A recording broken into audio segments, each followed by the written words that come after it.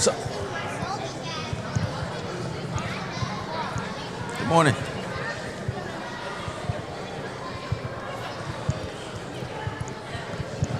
I'm going to go ahead and start. Okay.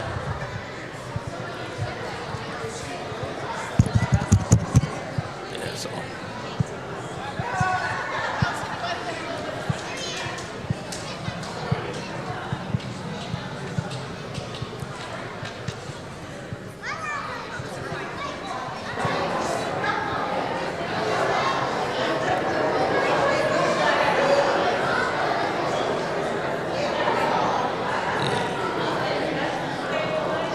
Brother Jeff, we're going to go ahead and get started. All right.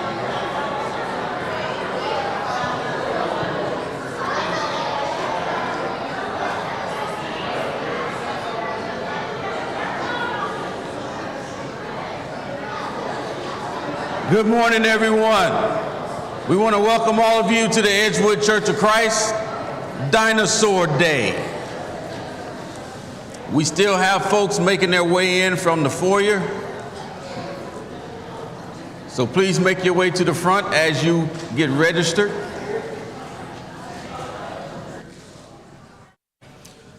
First off, the location of restrooms and water fountains.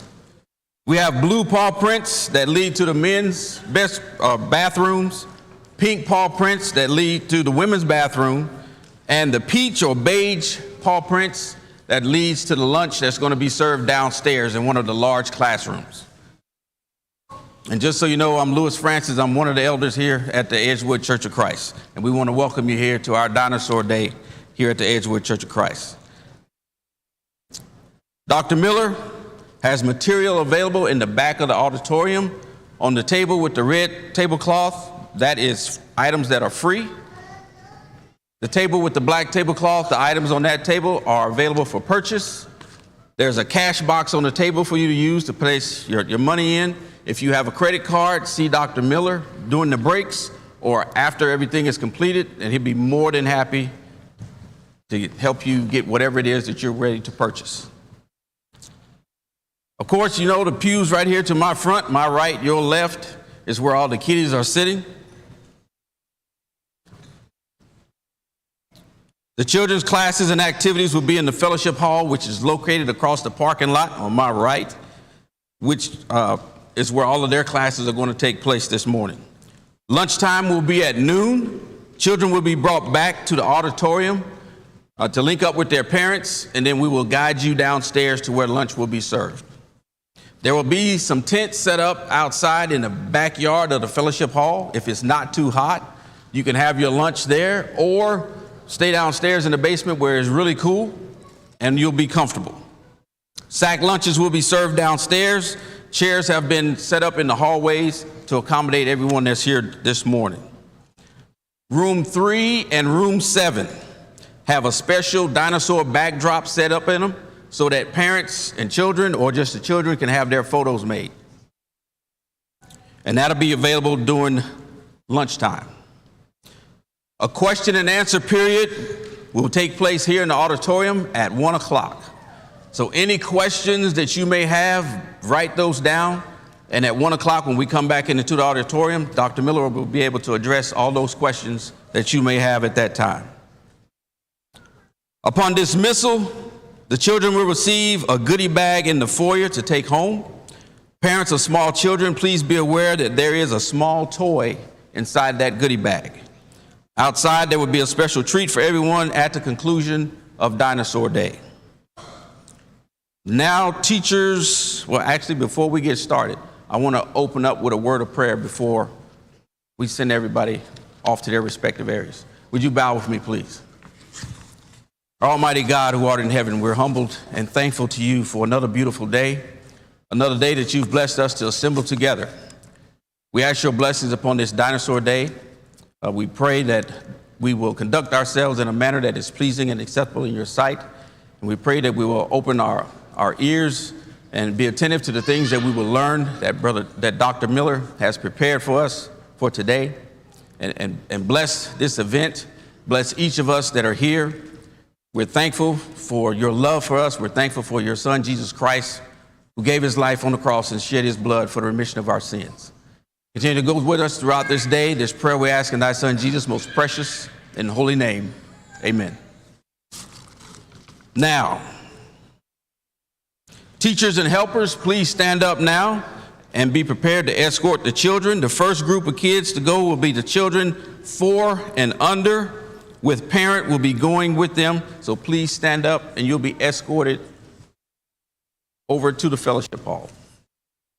4 and under.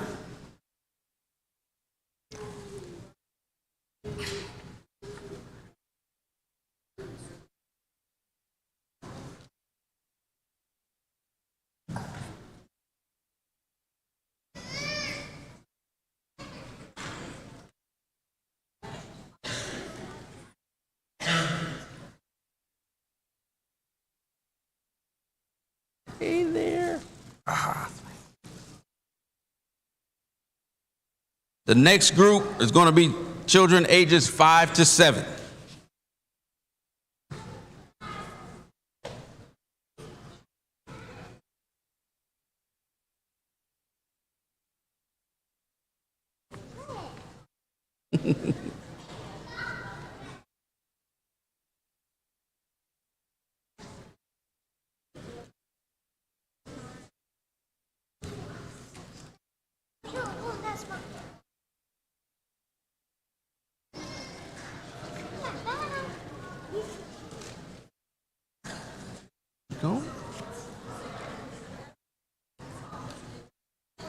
The last group will be children 8 to 10. Just follow your teacher right there, and she'll take you on over to the fellowship hall. Where's the restroom? Go out there in the lobby, and one of the people out there will take you downstairs to the bathroom. Okay. Okay. And now, as we have all the children exiting the auditorium, if you would love to move up, feel free to do so. I know Brother Miller does not bite, and neither do I. Or if you're comfortable where you are, that's fine.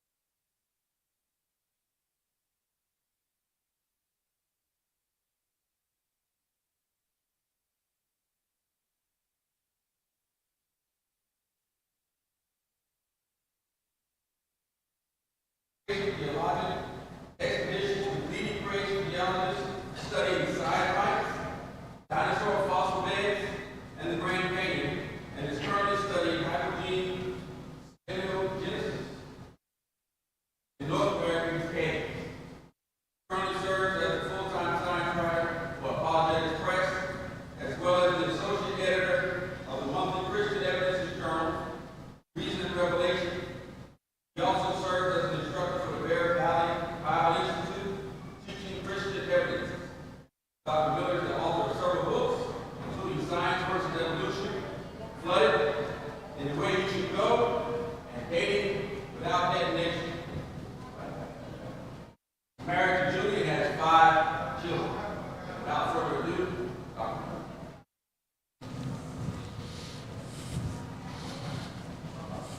I always like to see how people are going to try to pronounce hypogene speleogenesis. It is. Appreciate you being here today. Love seeing the turnout of all these young kids. That's great. That's great. So I work for this organization, Apologetics Press. That's what we do is apologetics, which is not apologizing. It is about defense of the Christian faith, showing that there is evidence for God, evidence that the Bible actually is from God, and then defending that idea. And so that's what we're involved in at AP. Very much encourage you, anytime you have major questions that might be shaking you or your young people's faith, be sure to go and check out our website, apologeticpress.org, for more information. Chances are we have an article or some kind of product there available to you that'll help you answer the kind of questions that you might have. So dinosaurs, fascinating creatures, captivating. Evolutionists have long had a monopoly on these amazing beasts that God created that really show us His awesome power. So how do we as Bible believers explain these great creatures? If the Bible teaches that the earth is only 6,000 to 8,000 years old, based on the genealogies in Genesis 5 and Genesis 11, and the description of creation as being literal 24-hour days, we have lots of material on our website showing that, then where do the dinosaurs fit? Does their existence harmonize with what the Bible teaches? Well, to respond to those questions, I want to begin by talking about what are called scientific predictions. Notice, for example, what Bill Nye, the pseudoscience guy, as I like to call him, said in his debate with Ken Ham. So far, Mr. Ham and his worldview, the creation model, does not have this capability. It cannot make predictions and show results. The big thing I want from you, Mr. Ham, is can you come up with something that you can predict? Do you have a creation model that predicts something that'll happen in nature? So this is a common argument that is brought up against the creation model today, that creation isn't scientific. You guys aren't actually involved in studying the evidence and coming to logical, rational, scientific conclusions. Now, it's true that what we call verifiable or falsifiable predictions, that's important if you're going to do science. And we're not talking about like Bible prophecies where you're looking into the future and saying something that's going to happen in the future, like a prophet supernaturally foretelling the future. What we're talking about is natural predictions. Okay, so let's say you have a theory and you say, okay, I theorize that there is an invisible force that's kind of like a big magnet, that if you were to take something small like this remote and drop it, this force pulls smaller masses towards the bigger mass. And so, okay, if that's true, that there's an invisible force that does that, I should be able to predict that if I was to drop this, it's going to be pulled towards the bigger mass of the earth. And so I can now do actual scientific experimentation that will verify my predictions and lend support to my theory about this invisible force that I'll call gravity, right? So in order to be able to carry out science and develop a scientific theory, you have to be able to make predictions, and that's what he's talking about. According to Bill Nye, the creation model is not able to make scientific predictions, so it's not valid science, according to him, and so therefore it shouldn't have any place in the science classroom. You shouldn't be teaching about God and creation and the flood in the science classroom, he would say, because this isn't valid science to be involved in our science classrooms. Well, he simply just doesn't know what he's talking about. I actually sat down and probably an hour wrote down 30 different predictions that the creation model has made and then has been actually verified based on what the Bible teaches when we go and look at scientific evidence. And I go into this much more in depth in a different seminar, but I want to go ahead and jump to specifically the dinosaur predictions that I have on this list. Like number 11, we would predict that since God created all land creatures on the sixth day of creation, according to Genesis 1, and these days are literal days when we study the Hebrew and other passages throughout the Bible that demand that, that means that God created humans and dinosaurs on the same day, according to the Bible. So humans coexisted with the dinosaurs. We weren't separated from them by 63 million years, as evolution would suggest. Okay, well, if that's true, then we should be able to make some predictions that will either verify or falsify that idea. even though the dinosaurs are apparently extinct now, we should be able to make some predictions that would help to verify what the Bible would teach on this. We would predict some things about that kind of evidence. We would say, well, maybe it might not come, the evidence we're looking for might not come in the form of, say, a dinosaur fossil and a human fossil together in the exact same place for at least a couple reasons. Number one, vertebrate fossils, okay? These are the fossils that have a backbone, like your dinosaurs, your mammals, your reptiles, your amphibians, your birds, and so forth. Vertebrate fossils are very few and far between in the fossil record.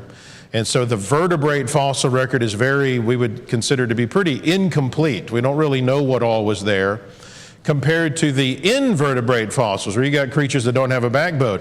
That makes up 99.9% of the fossil record, those kind of creatures. And so the vertebrate fossils, like your dinosaurs and humans, are already going to be much harder to find because those type creatures really just don't fossilize very well. But then another important aspect we would consider from a creationist perspective is you would expect dinosaurs perhaps to have been sequestered to their own area, their own habitat, their own biome, their own ecosystem, separate from the human habitat. And so therefore you wouldn't expect human and dinosaur fossils to necessarily be mixed together. But all that said, we could still make some predictions of things that we would expect, because for at least a period of time after the flood, they actually were living in the same locale. And so you'd expect some interactions to have occurred, and so we could make some specific predictions about that. Now, the conditions for fossilization after the flood would not have been very, fossilization kind of context would not have been very typical after the flood. The flood is the perfect conditions for fossilization. After the flood, you're not going to see that condition causing fossils to form very often. But fossils are not the only form of evidence available. If dinosaurs existed alongside humans after the flood, you would expect other kinds of evidence that could verify that. So for example, let's say you saw a dinosaur. What would you do? Well, you would probably tell somebody, you might take pictures, make drawings. And so that's the kind of evidence you would expect to see if dinosaurs and humans did in fact coexist. If humans saw these creatures, you'd expect there to be stories about them, you'd expect there to be pictures. Now, they didn't have cameras, and so instead you expect to see drawings, that sort of thing. Sure enough, we have ancient dinosaur petroglyphs and carvings that have been found all over the world that date back to times before scientists had even discovered that dinosaurs existed. In fact, before the term dinosaur had even been coined in 1841.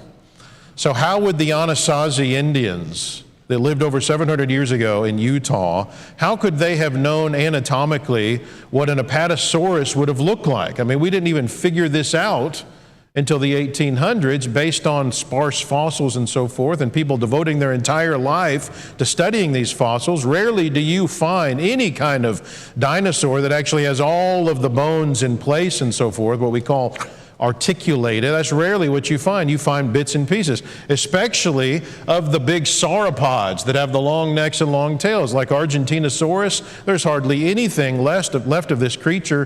There's like a big vertebrae, for example, where you have like sometimes just one or two massive bones, and Argentinosaurus is still argued to be potentially the biggest dinosaur that ever existed.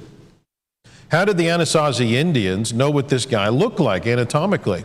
In the country of Cambodia, wedged between Vietnam and Thailand, there are many temples that were built 1,000 years ago. These go back to 700 to 1300 AD, and the Ta Prohm temple was built, we know, in 1186 AD, and you find many carvings in this temple that can be seen on the stone in some of the structures in the temple. And you've got several different kinds of animal species that have been carved and are depicted on there at Ta Prohm, including this carving. Now, what, pray tell, is that supposed to be? I actually have a replica of that up here on the table. Be sure in between sessions, if you want to come and look at some of the cool stuff I have up here, be sure to do that. But what in the world is that supposed to be? It'd be hard for a 4-year-old to miss what is apparently being depicted in this carving, even though this is roughly 1,000 years old. Again, this is exactly what we would predict to be the case if humans saw these creatures and interacted with them. And that is a prediction that is borne out by the creation model. In the Havasupai Canyon and the Grand Canyon, we see, again, ancient petroglyphs as well. And notice the carving in the bottom left of this image. Again, I have a replica of this one on the table. The image looks very much like Edmontosaurus or some kind of theropod possibly. And notice he's in an upright position, balanced on his tail, indicating that the artist seems to have seen this guy alive. So again, we find evidence of these kind of fossils in the area of where these are found. In Ica, Peru, you have the discovery of thousands of burial stones from an ancient Indian civilization that lived hundreds of years ago. And some of the stones portray just basic human activity. I mean, there's hundreds and hundreds of these stones, known animal species and so forth, interactions with humans.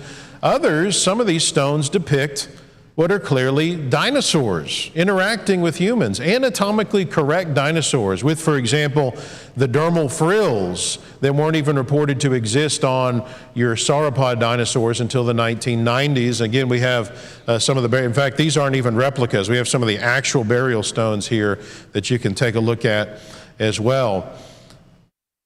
In Mexico, Acambaro, Mexico, we have ancient dinosaur figurines. These go back to like 200 AD or before. These are 2,000 years old, showing what appears to be dinosaurs. This is the Carlisle Cathedral in the United Kingdom, and there are carvings on the tomb of Bishop Richard Bell, who we know died in 1496, so 500 years ago, and one that again looks astonishingly like a sauropod dinosaur, the long neck, long tail dinosaur, anatomically correct. Many other examples could be given. This is from a 200 AD Roman mural, possibly one of the marine reptiles like a plesiosaur being depicted.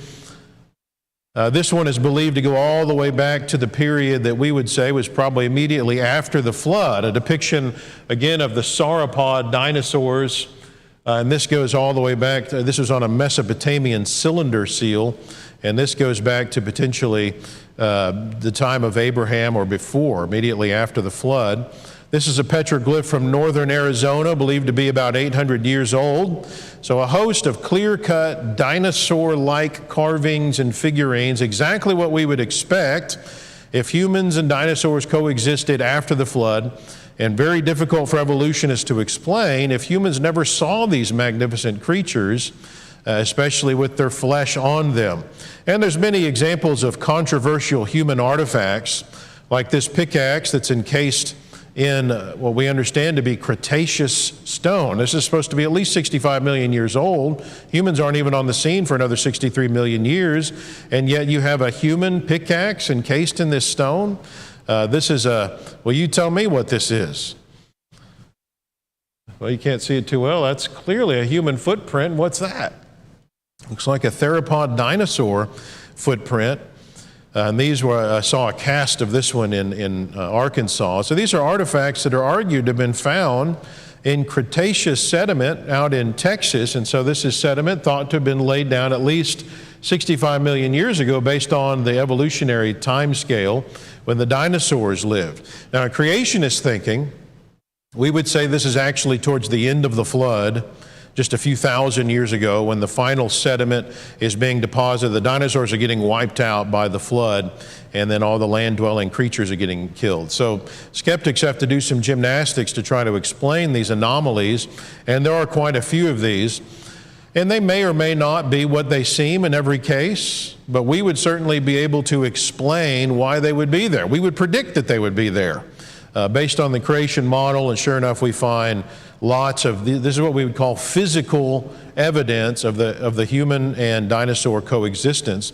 But besides your physical evidence, your petroglyphs, your figurines, we also have historical evidence. So stories that have been passed down through the millennia about these dinosaurs. Now, of course, they didn't use the term dinosaur. Why?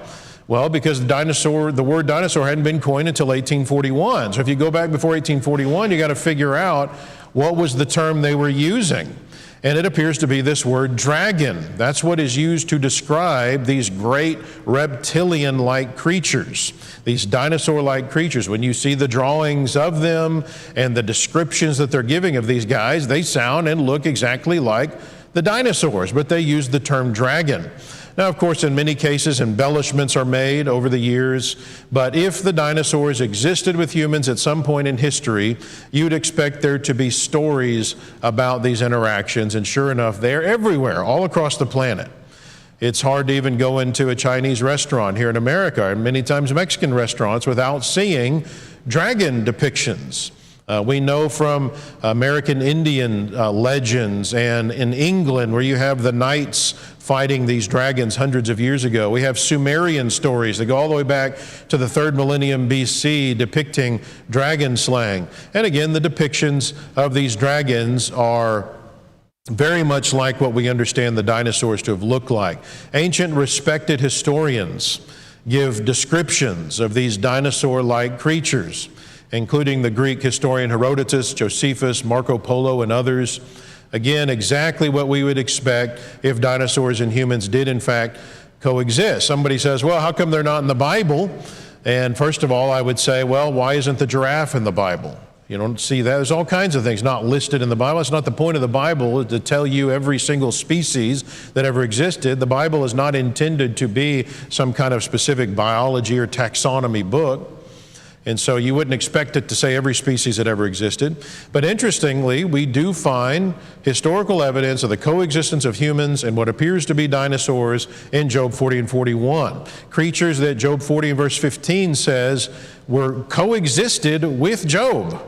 They lived at the time Job did. So standing back, thinking about the context here in Job 40 and 41, we jump back to chapter 38. God, remember, starts speaking and responding to Job. Remember, Job had basically kind of gotten a bad attitude about his situation. We can understand he's had some rough things happen to him. He never did do what Satan said he would do and curse God, but he certainly started getting kind of a uppity attitude. He was demanding from God an explanation. Why is this happening? This isn't fair. I want my day in court. I don't deserve this. Why are you letting this happen to me, God? And so finally in chapter 38, God breaks the silence and begins to give Job basically a science lesson. He's not quoting scripture to Job. He is giving a science lesson to Job. And he starts humbling Job with the amazing things that God has done, making the point to him that, look, Job, you're just not in a position to know why I do what I do and how I do it. You don't understand the first thing about creation. Let me show you what I'm talking about. And he proceeds to parade before Job item after item that we find in the created world around us. These aren't just made up figurative things. These are real things. These are real species that God specifically mentions and describes and so forth. He moves from real world phenomenon to real world phenomenon, real world creature. Again, not figurative things. And God's speech culminates to Job with the final two examples of God's awesomeness, the crowning examples of the animal kingdom that Job could not explain, could not understand, because humans couldn't even get close enough to these guys to study them at all, what the text calls Behemoth and Leviathan. So notice what it says about Behemoth. His strength is in his hips and his power is in his stomach muscles. He moves his tail like a cedar. His bones are like beams of bronze, his ribs like bars of iron. He is the first of the ways of God. Only he who made him can bring near his sword. Surely the mountains yield food for him. He lies under the lotus trees in a covert of reeds and marsh. Indeed, the river may rage, yet he is not disturbed. He is confident, though the Jordan gushes into his mouth, though he takes it in his eyes, or one pierces his nose with a snare. And so there's a lot of discourse over the identity of this creature as well as the next one. Nobody seems to know for certain what they were. So unlike many of the other species there mentioned in Job 38 through 40, where specific species names are given, Behemoth is not something we even know what this would have been. There's not really a modern animal that fits this. And so some argue maybe this isn't even a real creature. Maybe this is just some symbolic, figurative creature that God made up, some poetic creature. But again, thinking about the context here, that really doesn't make sense to say that, because up to this point in his speech, God has been showing real-world examples to Job. Why?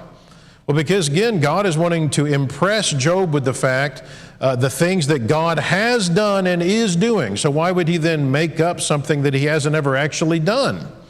This seems to be a real creature that existed at the time of Job. God is trying to overwhelm him with the things he has done. And notice again, chapter 40, verse 15, that God made Behemoth along with you, God talking to Job. Meaning in the same way that God made Job, he made Behemoth. This is a real creature. Well, scholars, mystified by what in the world this creature was, and notice in many cases, many instances, these scholars and commentaries are being written before the dinosaurs had even been discovered, or only shortly after they began to be discovered. And so they're being written, a lot of these scholarly works are being written in the mid to late 1800s. And other scholars are being trained to believe that dinosaurs and humans didn't coexist. And so they quickly assume the behemoth must have been some creature living today that we see. Like in the case of behemoth, maybe it was a hippopotamus or an elephant. And you'll even see that in the footnote in some translations of your Bible. And then with the case of the Leviathan, they'll say maybe this is a crocodile. But all you have to do is look at the descriptions to see these don't match. Which is why, again, the translators at least are honest enough to not put those specific species in for these two creatures. They just don't match. So contextually, God is highlighting, notice, again, you go back and read through the context here in Job 38 through 40, God is highlighting notable features of the specific species that he's talking about. Okay, so notice that Behemoth's strength is highlighted. Okay, this is something that's notable about Behemoth. But notice that it's specifically his hip and stomach strength that's highlighted. Now, a hippo's notable strength is its jaws, not its hips. In fact, the hippo has one of the strongest sets of jaws among the herbivores.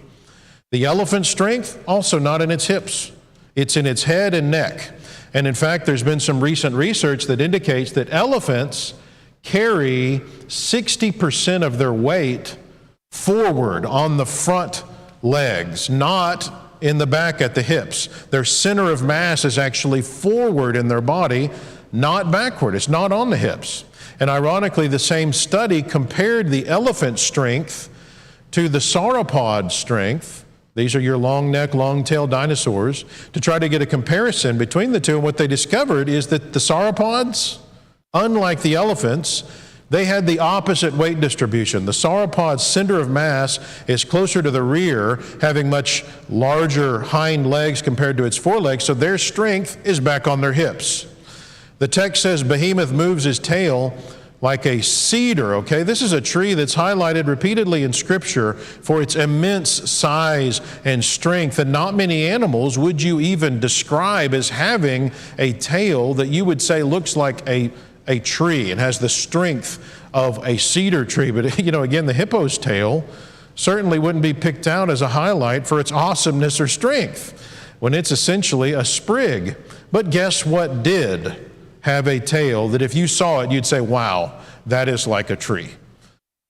Okay, that's your sauropod dinosaurs. All right. Notice also from the text that Behemoth's bones are like beams of bronze. I picture large, solid bronze rods. Albert Barnes, the commentator, highlights that seems to be the meaning here, the Hebrew, solid bronze bars. Elephant bones have cavities in them with spongy bone. Hippos have a marrow cavity in their bones that makes 55% of the thickness of their femur. But the sauropod dinosaurs, again, the ones with the long necks and long tails, had legs and ribs of solid bone. This is unlike other animals. It was unique. And so again, you would expect God would probably highlight that feature. Notice also that the text says that Behemoth is the first of the ways of God. I mean, this guy is chief in showing you what God is like in some way. And again, I have trouble seeing the hippo as fitting that description when there are much more awesome options. Notice also that the text highlights that the mountains yield food for Behemoth. But again, hippos, they spend much of the day in water because they need to stay cool. They're not going to be roaming around in the mountains. Well, the crocodile doesn't match with the description of Leviathan either. Commentators want to insert the words look like all over the place in this narrative. You know, his sneezings flash forth what it looks like light, they say.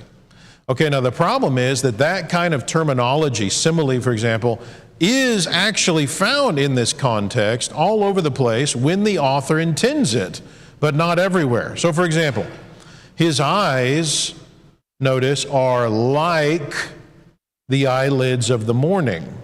Okay, the eyelids of the morning, what does that mean? Well, it's like that. It's not literally that. But his sneezings flash forth light, plain and simple. It's not like that. Burning lights come out in sparks. It doesn't say it looks like those things happen. It does happen. Notice that smoke comes out, period. But then a figurative description of that smoke is given. It's as or like a boiling pot and burning rushes. Notice that part is figurative, not the smoke part. His breath, it's able to kindle coals, period. A flame goes out of his mouth, period. His undersides are like sharp potsherds that spread pointed marks in the mire. Notice that simply doesn't fit the crocodile, whose tracks are smooth. They're not, there's no pointed marks. It's smooth with a single line down the middle from his tail. It's from his tail, not from his undersides, his belly. Notice the text says, kind of like the comment about Behemoth being the first or the chief of the ways of God. On earth there is nothing like him. He beholds every high thing. Okay, how could a statement like that be made and be applied to the crocodile when you've got creatures that once existed that fit that description so much better? So in truth, it just wouldn't make sense to select those two creatures, your, say, elephant or hippo, and your crocodile. They just don't fit the narrative. They don't fit the context. They don't fit the actual description here in the Hebrew as being the crowning examples of God's power and awesomeness. So think about this. Knowing what we do know now about the animal kingdom throughout history, knowing that the evidence we've already looked at indicates that dinosaurs must have been around after the flood, at the time of Job at least. So if you, as God, want to show Job the most humbling examples of the animal kingdom, what would you pick? Someone says, well, I mean, but how is that possible? Nothing can breathe fire. Okay, so first of all, notice this becomes a faith issue. You don't really want to believe what the Bible says. Well, let's go ahead and just consider that for a moment. You might just as easily say, how is it possible that an electric eel can be electric, able to give up to an 860 volt shock without hurting itself? Which, by the way, how in the world did that evolve? Or the lightning bug, able to emit its own light. How did that happen? Or the bombardier beetle that's able to create its own chemical reaction internally, bring it up to nearly the boiling point of water, aim it at a predator, and shoot at it like a machine gun. Like if you slow down what's actually going on with a bombardier beetle, you see it's a machine gun. It's like, it's shooting like a machine gun at predator. Okay, again, how in the world did that just accidentally happen one day without it killing itself? Not only do these things show immense clear design, but notice these are things that defy. These things are just amazing, what we're seeing here. We're constantly learning more and more about what is possible in God's creation. The kind of creatures we're finding down deep in the ocean, the kind of bioluminescent creatures we're discovering. There is a creature that will shoot out a chemical that'll glow. He spits it out. And so everything is attracted to it down there deep in the water, so then it can then go and attack it. Okay, so it's spitting out something that actually lights up. And then it uses that as a way to attack. Why not then the ability to emit, say, a chemical that ignites once it meets oxygen? Or maybe it clicks its teeth in a way where it sparks some kind of chemical that ignites it as it comes out of its mouth. Why would that be so far-fetched with all the things we know about the animal kingdom now? Someone says, yeah, well, but Job just wouldn't have seen these dinosaurs because the hippo and crocodile, that's over in the area where we think Job lived, and then the relative area. And so he would know what God was talking about if God highlights the hippo and the crocodile. And there's just no evidence of dinosaurs in that area. There just wouldn't even be enough vegetation. I mean, we're talking about a pretty arid area over there. There's desert conditions. Notice there's a lot of assumptions that go into that argument. First of all, we actually do find dinosaur fossils in that area of the world, so that's not true. I've actually heard people make these arguments. But also an assumption is made about the nature of the area where Job lived at the time he did live. You know, in other words, was the area that we think he lived, was it the same at his time compared to what it is today? Secular scientists now have acknowledged that the Sahara Desert it formed just a few thousand years ago. It was lush prior to that. When you convert, again, the evolutionary time frame and understand all of the assumptions that are going into their dating methods and instead convert that to the biblical time frame, the formation of the Sahara Desert would correlate roughly to, say, 1500 to 1700 BC. So we're talking about the time of Moses. This is well after the time of Job, assuming he lived around the time of Abraham or before. But also it seems to me that the biggest problem with the argument that God just couldn't be talking about dinosaurs because Job would not have seen these guys in his area where he lived. The biggest problem with that is that it assumes that God is only showing Job things that Job had witnessed. But we know he wasn't, because God had already highlighted several things that Job would never have witnessed or even known about. The laying of the foundations of the earth, chapter 38 and verse 4. The springs of the sea, the recesses of the deep, Job 38:16. We haven't even discovered those until the last 100 years. It's one of the powerful evidences of scientific foreknowledge that proves the Bible's inspired by God. We've only just discovered those. Job wouldn't have known about them. The laws of nature and how they govern the universe, Job 38:33. Again, most of the scientific laws we've only discovered in the last 150 years.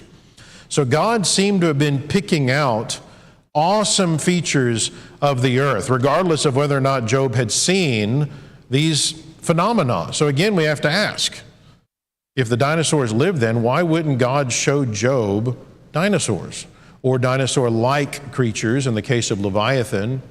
Right? Dinosaurs are land-dwelling creatures. Leviathan was apparently a marine-type creatures.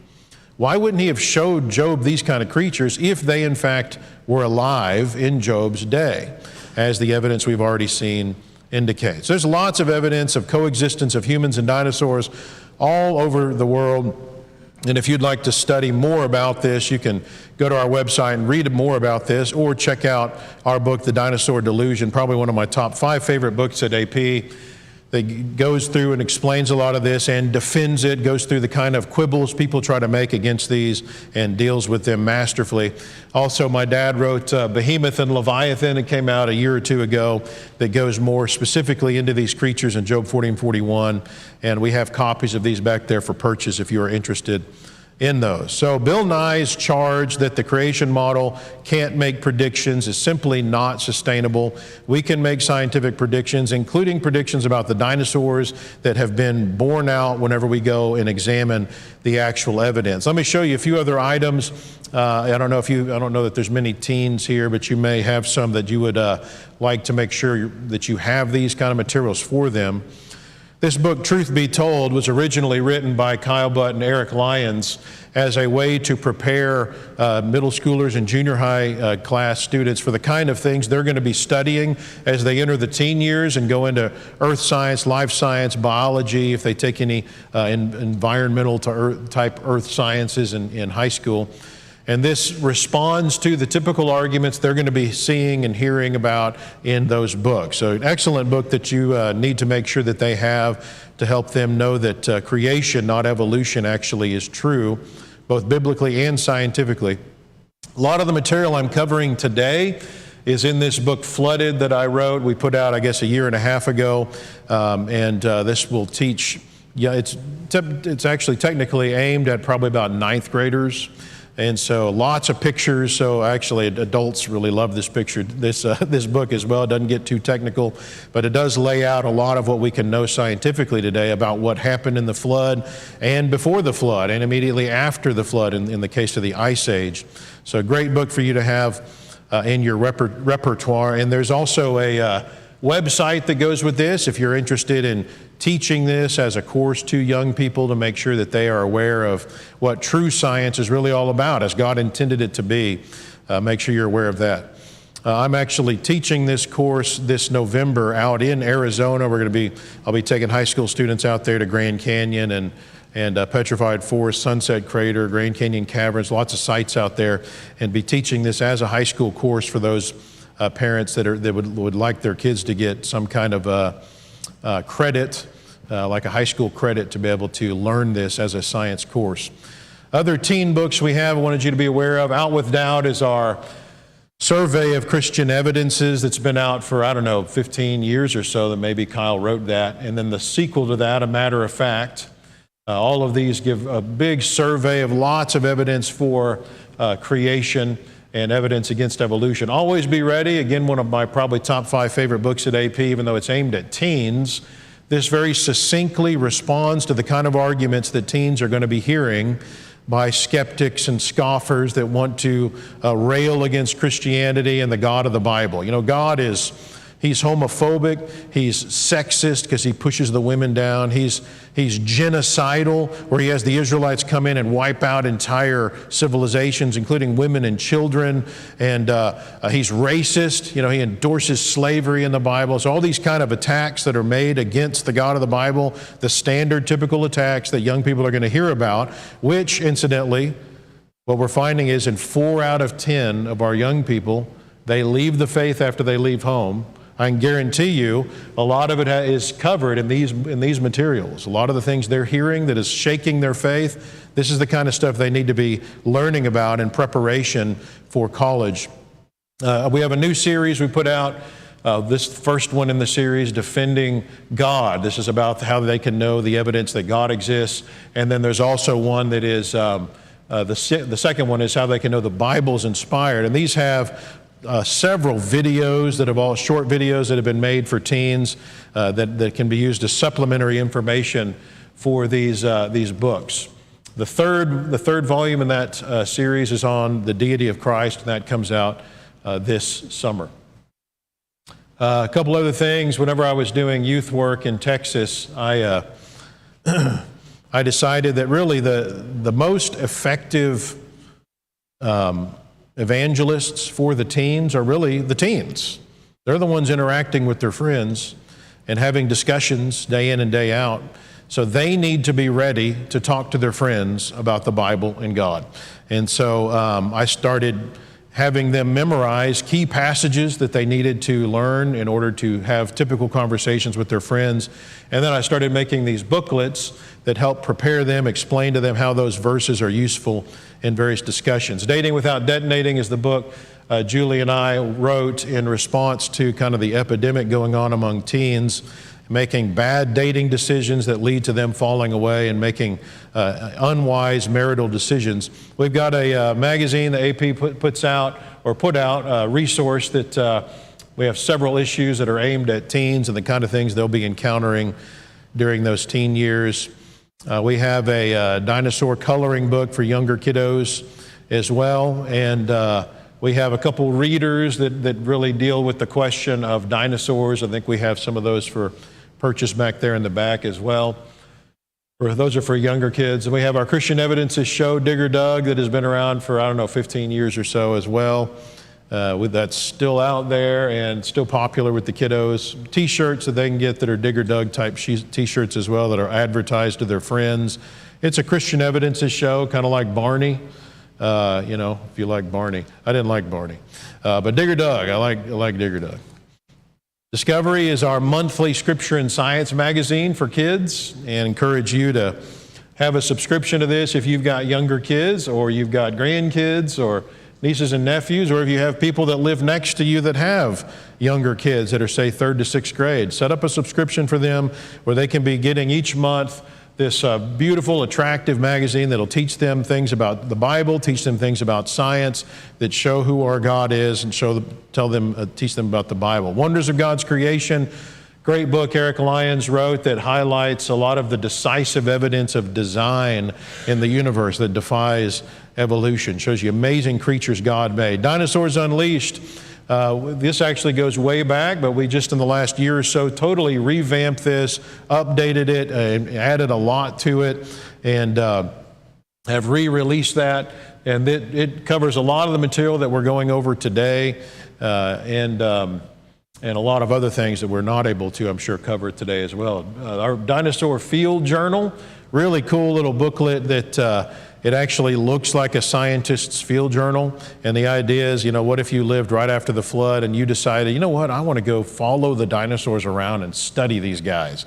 And so it's as though this guy's making sketches of the dinosaurs and talking about, on there what he saw and so forth. So it even looks kind of rustic, as though he's had it outside a lot. Really cool little book. Pictures speak 1,000 words, and evolutionists have long had a monopoly on dinosaur images. It's one of the reasons why people just think it's so crazy, the idea that dinosaurs and humans coexisted. It's because the evolutionists have had a monopoly on this. If you were to picture in your mind dinosaurs, think about what is not in that picture. Chances are the images you have in your mind are images that were developed by evolutionists that are trying to teach you their worldview. You don't usually see images from a creationist perspective. And so the kind of dinosaur pictures you might have in your mind, you're going to probably think about volcanoes being there. You're not going to see mammals there, humans, bears. You're not going to see dinosaurs with bears, right? Because they didn't live at that time, 65 million years ago. And instead, you're going to see the volcanoes and so forth. Well, the reason they're saying that is because, for example, you see in the rock layers where the dinosaurs are found, a lot of igneous rock. And igneous rock forms from volcanic activity. Well, we would say the reason there's a lot of igneous rock there is because when the flood's happening, there's a lot of volcanic activity going on, and so there's a lot of lava on the surface of the earth, and that's why you find those in the rock layers with the dinosaurs. So the fossil record, we'd say, is how creatures died in the flood, not how they lived. If you want to know how the dinosaurs lived, you're going to have to totally wipe your slate clean and start over with the biblical perspective to understand what the dinosaurs what the environment would have been like that the dinosaurs lived in. So we decided that we wanted to have some images that we put into poster form that shows interactions with humans and dinosaurs, especially after the flood, the kind of interactions you might have seen for a period of time there after the flood. And so we have these as 7 posters. I actually have them up here where you can see these beautiful posters. A great thing to have in kids' rooms, Bible classrooms. I had one guy come up to me and said, hey, I put one of these in my office at work. And he said he's had more Bible discussions over that single decision than anything else he's ever done. All right. I want to go ahead now and take say 7-minute break, and then we'll come back for the second session. Be sure to let me know if you need to use a card back there for purchasing items, and be sure to come check this out as well. These materials up here if you'd like to do that. Thank you for your attention. We'll start back in 7 minutes.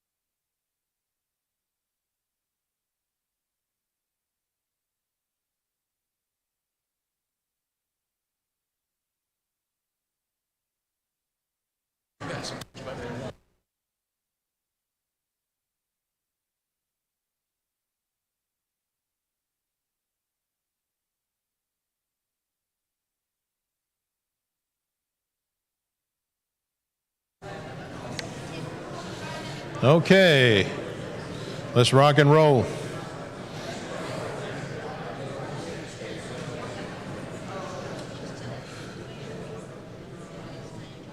Woo!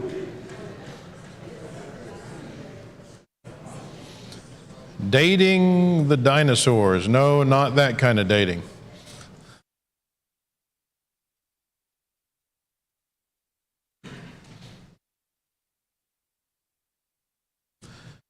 This is a drawing of the geologic column, and notice where the dinosaurs are, just under what we would call the KT, or what is now being called the KPG boundary, right, which is this line right there. And there are no known dinosaur fossils above that line. Now, scientists date that line, the KT boundary, as being 65 to 66 million years old. Okay, so if we're right and the Earth is only 6,000 to 8,000 years old, then what in the world is going on here? I mean, that's a pretty big discrepancy, right?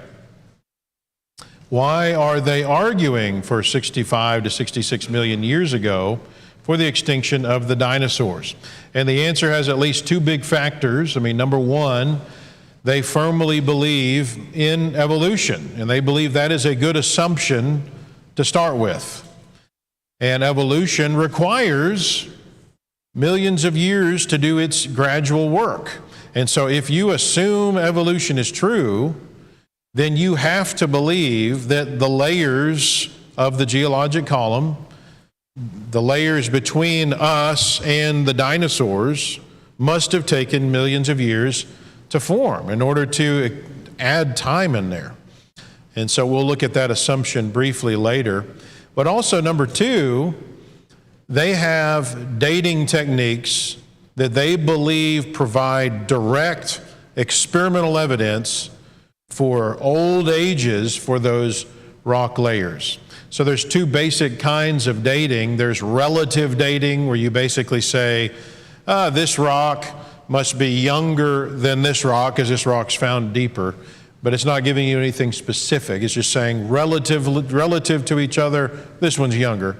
The absolute dating methods try to give you an actual specific age for a rock. And so they have absolute dating methods, specifically radiometric dating methods, that they say this gives us direct proof that these rocks have to be millions of years old. So how do we explain that from a biblical perspective? The problems with evolutionary dating methods, all of the methods that are used to try to prove an old Earth, an old universe, they all boil down to the assumptions upon which they are based. If you get into each one of these dating methods, you're going to see there are hidden assumptions to them. And once you analyze what those assumptions are, you're going to find these actually, not only do they not fit the evidence, they're not good assumptions at all from a biblical perspective.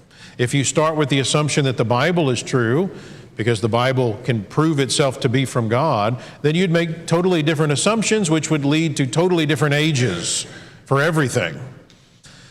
But they start with the assumption of evolution and some other specific assumptions that then lead them to conclude old ages for everything they're dating.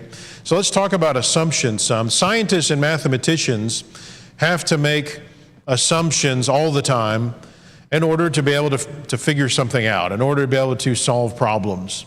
And assumptions are not necessarily a bad thing. I mean, we make assumptions all the time. As long as your assumption is a reasonable assumption that's not going to significantly impact the outcome of like whatever you're going to conclude to be true, if your assumption is going to totally lead you off potentially in the wrong direction and cause you to draw a conclusion that is totally out of harmony with reality, as long as you don't do that, assumptions can be fine and good. So for example, let's take a real world example from engineering. Let's say I wanted to design a car that I was going to use on a 1 mile strip of road that absolutely nobody uses. The road's been blocked off for my use.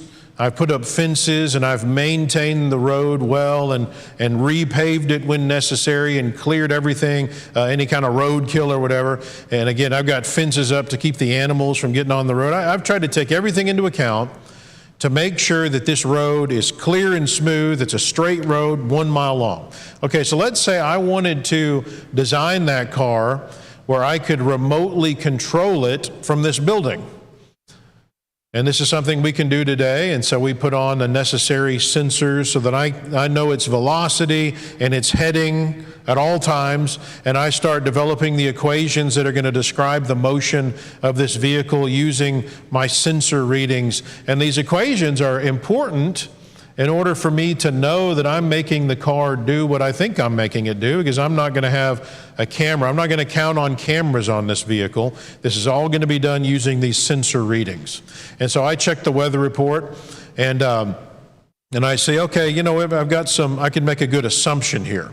In order to make my equations a lot simpler, I am going to assume that this vehicle on this road is going to have 100% traction.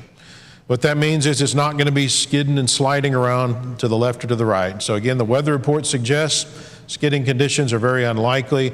And so this is an assumption that'd probably be a reasonable assumption. It's not going to significantly cause error in my equations. There may be a few rocks in the road that'll cause a very small amount of error, but I can assume that by the end of just 1 mile strip of road that's basically straight, I can guarantee with a high degree of confidence that that car is still likely going to be on the road and pretty close to where I think it is.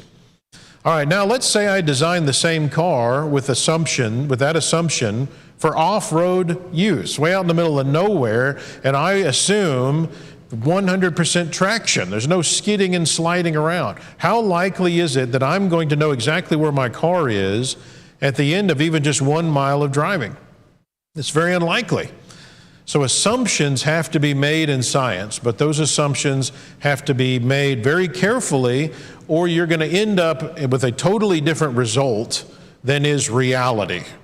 So invalid assumptions cause you to draw conclusions that are not in harmony with the actual evidence and reality. The problem with all evolutionary dating methods are they have unreasonable assumptions. And the big one that they all come down to is this principle called uniformitarianism. This is foundational to every dating method I've ever seen, ever since James Hutton suggested the idea that the present is the key to the past. When you examine, he specifically was talking about geological things. The McGraw-Hill Dictionary of Scientific and Technical Terms defines it this way: uniformitarianism is the concept that the present is the key to the past. Okay, in other words, the principle that contemporary geologic processes, so the things going on today, have occurred in the same regular manner and with essentially the same intensity throughout geologic time, and the events of the geologic past can be explained by phenomena observable today. Okay, so whatever processes you see going on today, they've always gone on in that same way through in the past, and there never was anything in the past that was different than what we see today. You don't see global floods today, so you assume that didn't happen. You don't see a God creating the universe out of nothing, so you assume that never happened. So uniformitarianism takes out anything that could have happened in the past but doesn't happen today. It assumes that never happened. All right, so this is, again, fundamental to every evolutionary dating method. So already from a biblical perspective, they're all going to be wrong. If the Bible's true, they're all wrong, because you cannot assume uniformitarianism. We'll talk about that more later from a biblical perspective. But the question then is this even a reasonable approach to dating the earth, even scientifically today? Is this a reasonable assumption?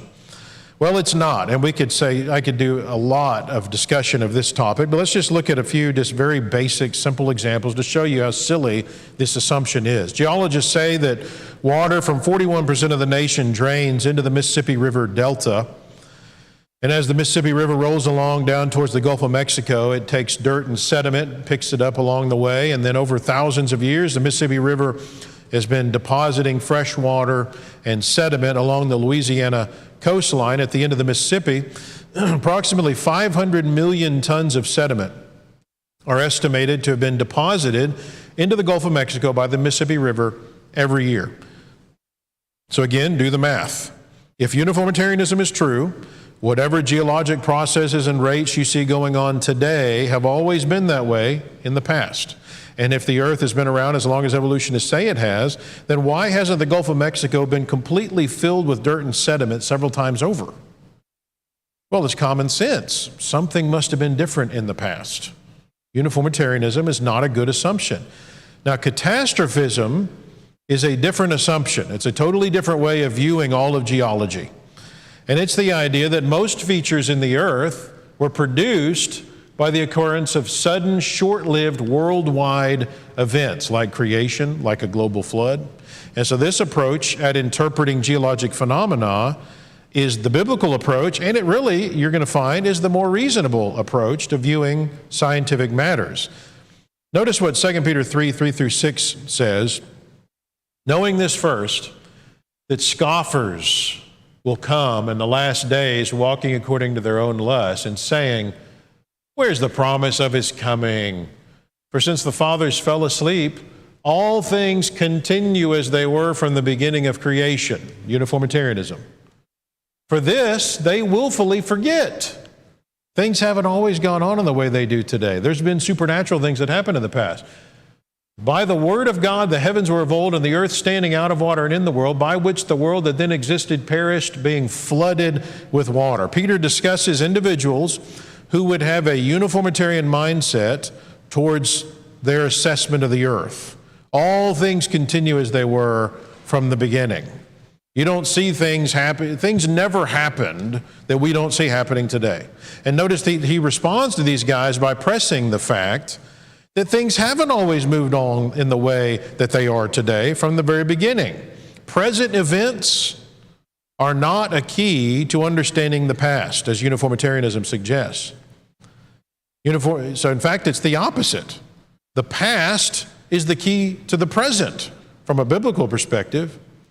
Using uniformitarian thinking whenever you try to interpret what is going on the earth is not going to give you reality. It's not going to give you the truth, because that doesn't take into account events which have happened in the past, but which don't happen today, like major catastrophic events, and also potentially supernatural events that have happened. And notice that as an example of why you can know that uniformitarianism is wrong, Peter alludes to what? The greatest catastrophic event ever recorded in history, the global flood of Noah's day. See, that's not uniformitarianism. If the flood happened, uniformitarianism is false. So the creation model would support catastrophism as the way to accurately view the earth and interpreting the things of the earth, the phenomena that we see. So the creation model doesn't require unreasonable assumptions like uniformitarianism. It has to account for the potential for major catastrophes that can drastically affect any dating scheme that is being used by geologists. Now, granted, the implication of catastrophism, if you're going to use that to interpret geology, the implication is that there's no way to get an accurate reading of the age of anything that's very old except through divine revelation. And a lot of scientists don't like that. They want to be able to get the age of the rock and so forth.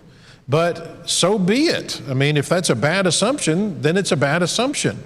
If the evidence leads to catastrophism being the true way to view the earth, if that's where the evidence leads, that's where it leads. And it would be unreasonable to accept any other option that is not in harmony with the actual evidence. Now, on a positive note, many scientists have started seeing the light on this issue and backed off of strict uniformitarianism. The effects of volcanic eruptions and their mud flows over the last few decades have cast serious doubt in many scientists' minds over the idea of uniformitarianism, because what we find is even localized catastrophic events like what volcanoes can do, it changes everything. It's long been believed that the Grand Canyon was the product of millions of years of slow carving by the Colorado River, because the Colorado River is going along doing its thing every year. And so uniformitarianism would say, well, it's always been doing that. So whatever we see going on today with the Colorado River, it's always done that in the past. So it's assumed that the Colorado River has been rolling along just as it does today for millions of years according to uniformitarian principles. All right, now the problem is that on March 19th, 1982, all right, so 40 years ago, there was a small eruption at the summit of Mount St. Helens, and we got to see directly a massive mud flow that within one day, a 20-mile long, 140-foot deep canyon was carved, shown here on the screen. This completely nullifies uniformitarianism.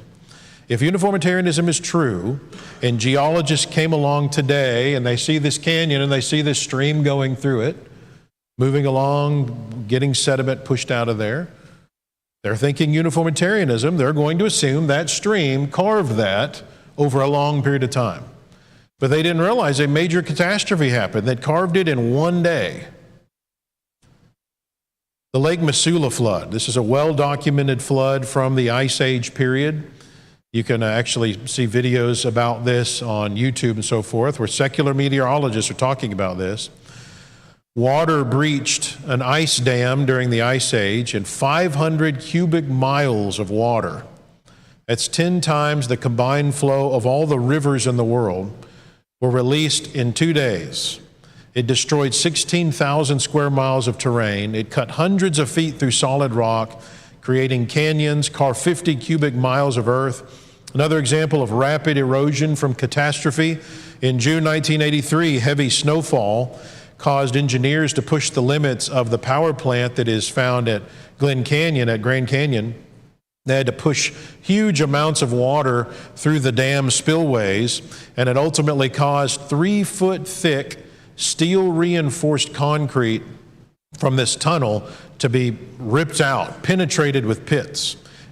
Chunks of concrete were torn from this tunnel. It took tens of thousands of cubic feet of concrete to refill the gaping holes that were made by the water in this catastrophic kind of condition. So bottom line, canyons can form rapidly. They don't take millions of years if you have enough water and enough water velocity like that would be expected in major catastrophes. So Grand Canyon is believed by creation scientists to have been formed in that manner during the Ice Age period as well. I was able to go into the Grand Canyon and study the evidences for that with a leading Grand Canyon geologist, and found amazing evidence from the Grand Canyon that it was formed rapidly during probably the Ice Age period after the flood.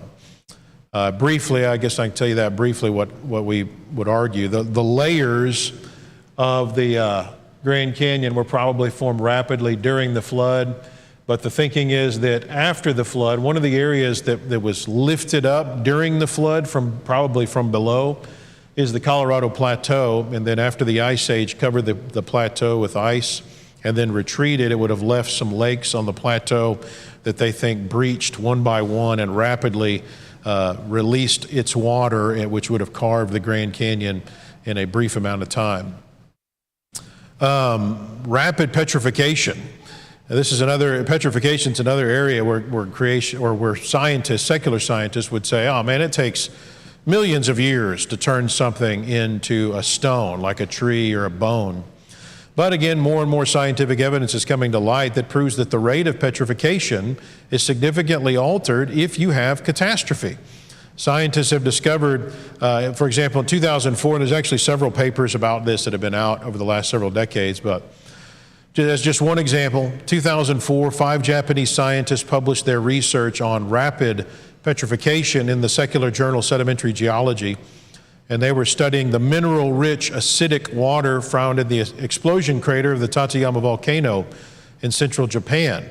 Water runs over the edge of this volcano as a waterfall, and some wood had fallen in the path of this mineral-rich water and petrified the wood in the path within 36 years. And so the scientists decided to conduct further experiments and found that silica petrification could occur in just 7 years. Other proofs of catastrophe, polystrate fossils. These are fossils that span multiple strata, like, for example, this tree here, or this one. So evolutionists assume that the layers of the earth each of the strata of the earth, were deposited over long periods of time. And then you sometimes have time in between each of those layers too. And so it takes millions of years to build up all of that sediment. But there's implications to that. If that's the case, then you would have had this down here covered up, and then you would have had a tree sticking up out of the ground. What would have happened to that tree over time? Well, it's going to be dead. And then it's going to decay and rot. It can't be standing up there without being covered for millions of years while all this material is gradually accumulating. That's not what's going to have to happen. If you're going to fossilize something, you've got to cover it rapidly. Just fossilization in general is proof of catastrophe. You know, if something, it's roadkill. What happens to roadkill if you kill an animal with your car? Well, scavengers come and eat it. Or microorganisms gradually tear it away. It'll rain and decay the carcass and so forth. The only way that you're going to get a fossil to form, you've got to cover it up rapidly and keep it totally sequestered from oxygen and water and critters and microorganisms. That actually takes catastrophe to cause fossilization. When we look in the fossil record and see major death zones, graveyards of creatures, that's proof of major catastrophe, and we find this all over the world. We'll talk about that some more later. So these rock layers that we find these polystrate fossils in, they must have been deposited rapidly. And the minute you acknowledge that, you're now basically saying the entire geologic column could be formed in that same rapid way. So you actually find trees, calamites, catfish. This is actually a baleen whale, 80-foot long baleen whale that's found as a polystrate fossil out in California. So just one example of a polystrate fossil refutes the claim that the sediments take millions of years to accumulate and lithify. Dinosaur fossil graveyards, again, are clear examples of places where entire herds of animals were caught by some kind of catastrophe and unable to escape a cataclysmic fossil forming event. And I'll talk about the dinosaur fossil graveyard I was studying in another session.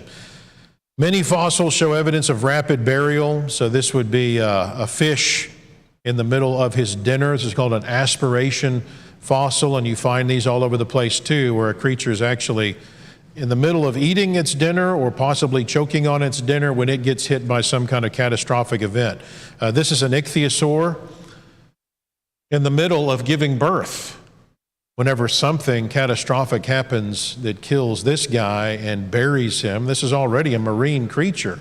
So you got to imagine some kind of major catastrophe to be able to kill this guy when it's already in the water and bury it. We're talking major mudslide to be able to do that.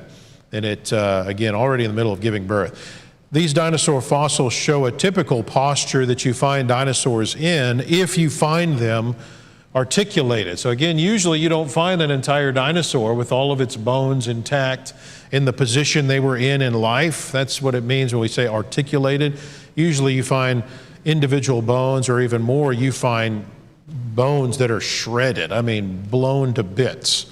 And we can talk about why that would be, maybe in the Q&A or something if somebody wants to know about that. But when you find the entire dinosaur intact, it's typical to find this posture. It's called the episthetonic death posture. They're found in sediments understood to be deposited by water. You find their head thrown back. A lot of times their mouth is open as though they're gasping for air. They're drowning. Their tails are curling forward.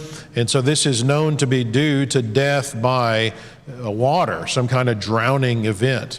This is a fossilized clam bed that we studied in Wyoming back in 2014, and these clams are fossilized, and a lot of them are closed. They're in a closed position, and that indicates catastrophic burial. Clams are known to open when they die in natural settings, so these had to be buried rapidly, and there's lots of evidence in Wyoming of the flood being responsible for what we see out there in the fossil record. So bottom line, these examples, this is just a few that we could give. There's so many other examples that disprove uniformitarianism. Anytime you even have today localized natural catastrophes, it will significantly affect dating assumptions.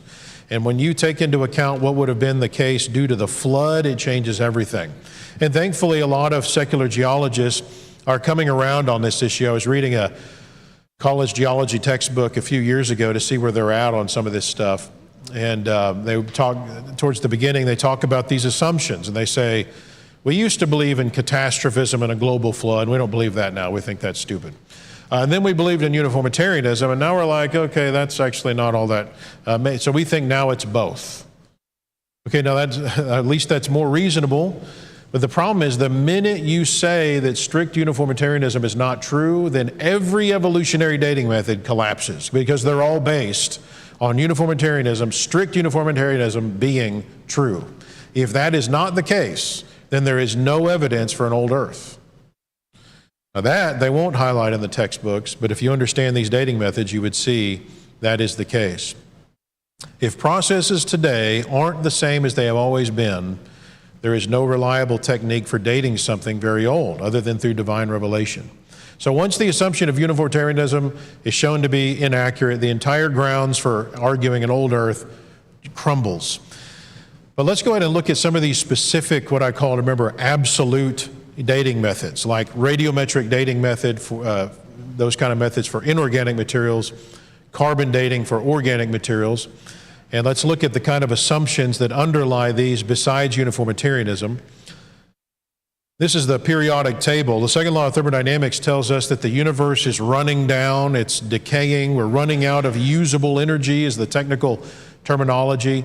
Matter itself is breaking down, and scientists know we can measure with an amazing degree of accuracy how long it takes for something, say a radioactive isotope, to decompose into another element over time, and it seems to be at a constant rate today that this decay is happening. So for example, we know that potassium breaks down into argon, uranium into lead, rubidium into strontium, and the starting element is called the parent element, and the element after decomposition we call your daughter element. Now scientists are able to measure the rate at which the parent isotope decays into the daughter isotope, again with an amazing degree of accuracy. The problem with these dating methods, again, comes down to the assumptions. These dating methods are known to become more and more inaccurate when they're trying to give you the age of something thought to be very old. And that's got to be ultimately due to the assumptions.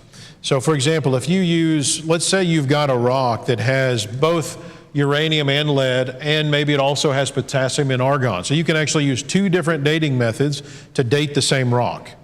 Anytime you use multiple dating methods on the same rock, they basically never agree with each other. Now usually what happens is they'll just use one dating method because it's expensive to do this. But anytime they use multiple, they'll always be off by millions of years. And the reason for that is it goes back to these assumptions.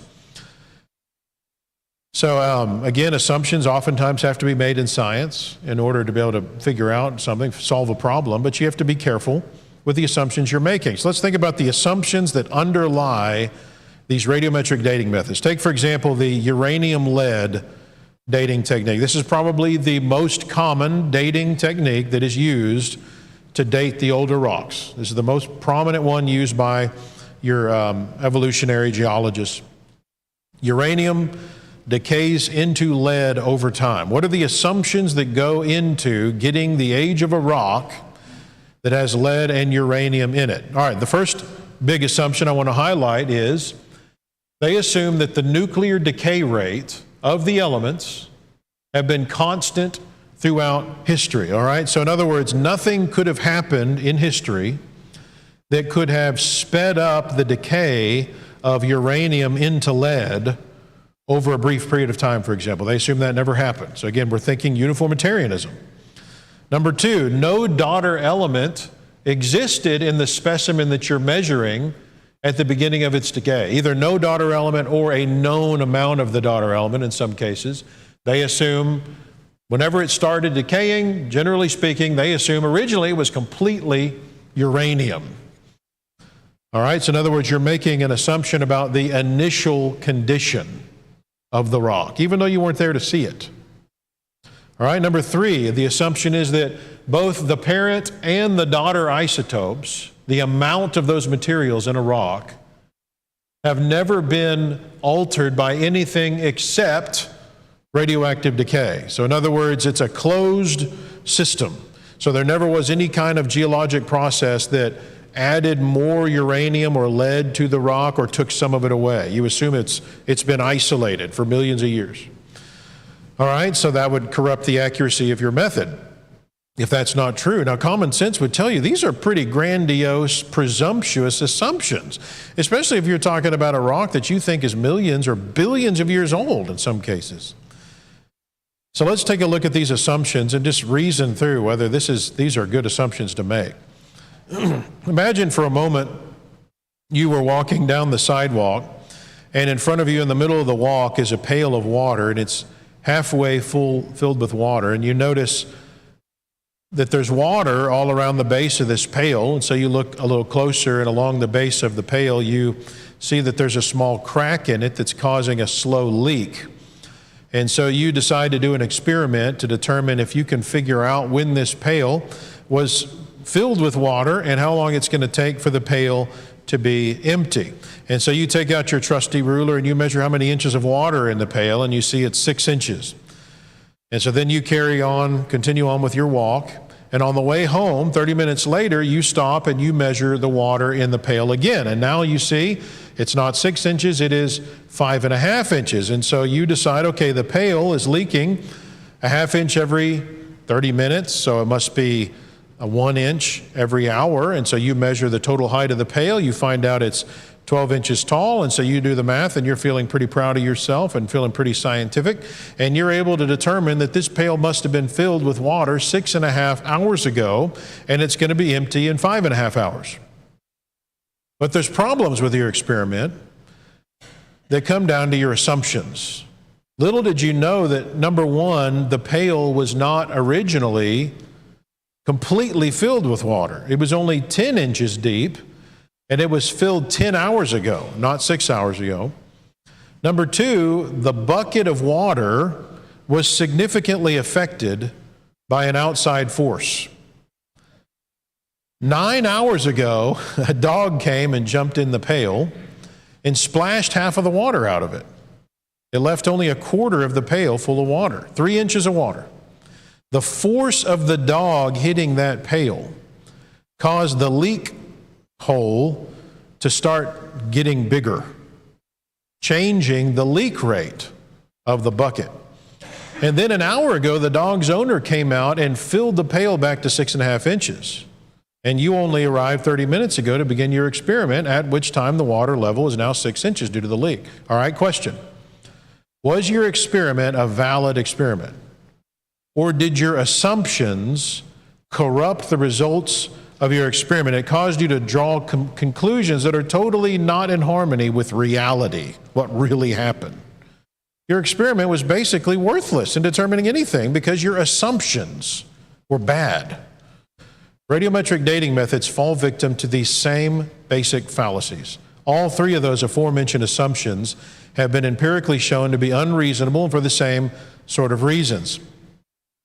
So, for example, concerning your first assumption, all right, this is the equivalent to assuming that the crack at the bottom of the pail always remained the same size, even though the dog caused the crack to expand. All right, similarly, is it reasonable to conclude that the nuclear decay rates of the elements have remained constant throughout history? Well, until relatively recently, scientists had to say, well, yeah, because we have tested it. We have tested these decay rates under a myriad of different conditions, and we found that you can't change these decay rates. The decay appears to be constant. But guess what? Now that assumption is having to be reconsidered, and here's a couple examples of why that is. For example, there was a team of geologists known as the RATE team that had conducted extensive and impressive research investigating this very idea, investigating the contention that the nuclear decay rates of the elements have been constant throughout history. So, for example, they studied zircon crystals from a drilling site in New Mexico. Zircons are considered to be some of the oldest minerals on the earth from an evolutionary perspective. And they're very hard and resistant to deterioration. They're also thought to be able to preserve their contents well, which makes them safer from contamination. So using these evolutionary radiometric dating methods, the crystals were found to be 1.5 billion years old. Now the problem is that when they did a content analysis of these zircons, they found a large amount of helium in the crystals. All right, what does that matter? Well, within these zircon crystals, a portion of the zirconium atoms is replaced by uranium. So as uranium-238 decays into its daughter element, lead-206, alpha particles are released that combines with nearby electrons, and that forms helium. And so you find helium in zircon crystals as these are decaying. So by evolutionary dating methods, the zircons that the rate team studied revealed billions of years worth of decay from measuring just the amount of daughter products in the crystals. But the helium concentration contradicts that. And here's why. So helium is understood to behave, it is what we call a slippery material. Helium atoms are small and in constant motion as gas particles. And so they're very hard to contain. They tend to diffuse. All right, so when you think about a birthday party and you've got a helium balloon, right? The helium doesn't stay in there forever, right? Eventually the helium disappears and the balloon will start sagging to the ground, right? And so why is the helium, where's the helium going? Is it going out of the knot? No, it's actually diffusing through the rubber because it's hard to contain helium. It diffuses. So here's the problem. If the rocks were as old as the dating methods suggest, if they're billions of years old, there should not have been such high concentrations of helium.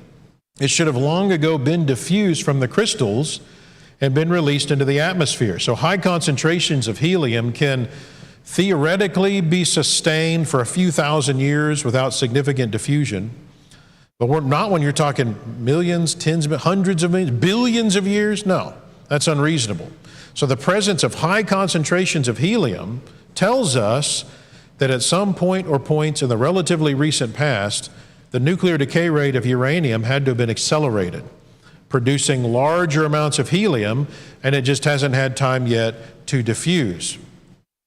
So helium concentration indicates a young age of the rock. Evolutionary dating methods indicate an old age. How do you reconcile that? Well, by understanding that you're going to have completely wrong conclusions about the date of anything, the age of anything, if you assume that the nuclear decay rates have always been constant. If there are conditions that could speed up decay rates for some reason, then it could give the illusion of old age to a rock that isn't actually that old. And so when you consider again what all goes on in the flood, and I've got an entire seminar that kind of addresses more that type perspective, you see that the conditions are perfect for causing all kinds of conditions that are not typical today. There's a 2009 research announced by the European Organization for Nuclear Research. This is where the Large Hadron Collider is that discovered the God particle. I don't know if you remember that a few years ago, the Higgs boson particle. Their research indicates that if you have ultrasonic cavitation, if that's your condition, basically a catastrophic condition, the decay rate of thorium-228 in water increases by a factor of 10,000. So basically, water plus ultrasonic cavitation, which is happening in the flood, causes the decay rate of thorium-228 to increase by 10,000. It's going to make something look very old very quickly when you have that particular catastrophic condition that would be predicted to be the case during the flood. In 2010, there was research done by a team out at Purdue that discovered that radioactive decay rates appear to vary with what's going on the sun. The sun's internal mechanisms and so forth seems to be affecting decay rates here. So again, during the flood, there's actually some evidence that what happened in the flood affected actually possibly our entire solar system. And I could talk more about that as well. So these rates are supposed to be unchangeable. I mean, these dating methods assume constant nuclear decay rates. If they can change at all, you have to throw the dating methods out. if you potentially have any kind of catastrophic conditions that would affect any of these dating methods, and again, we very much do have that. Concerning the second assumption, no daughter element existed in the specimen that you're testing at the beginning of its decay. So this was like assuming the pail was completely filled with water. And remember, that was not the case. So in the same way, common sense tells us you can't assume that every rock on the earth was completely composed of a parent element when it began decaying. How could a person possibly know that and prove that? And how likely would that be?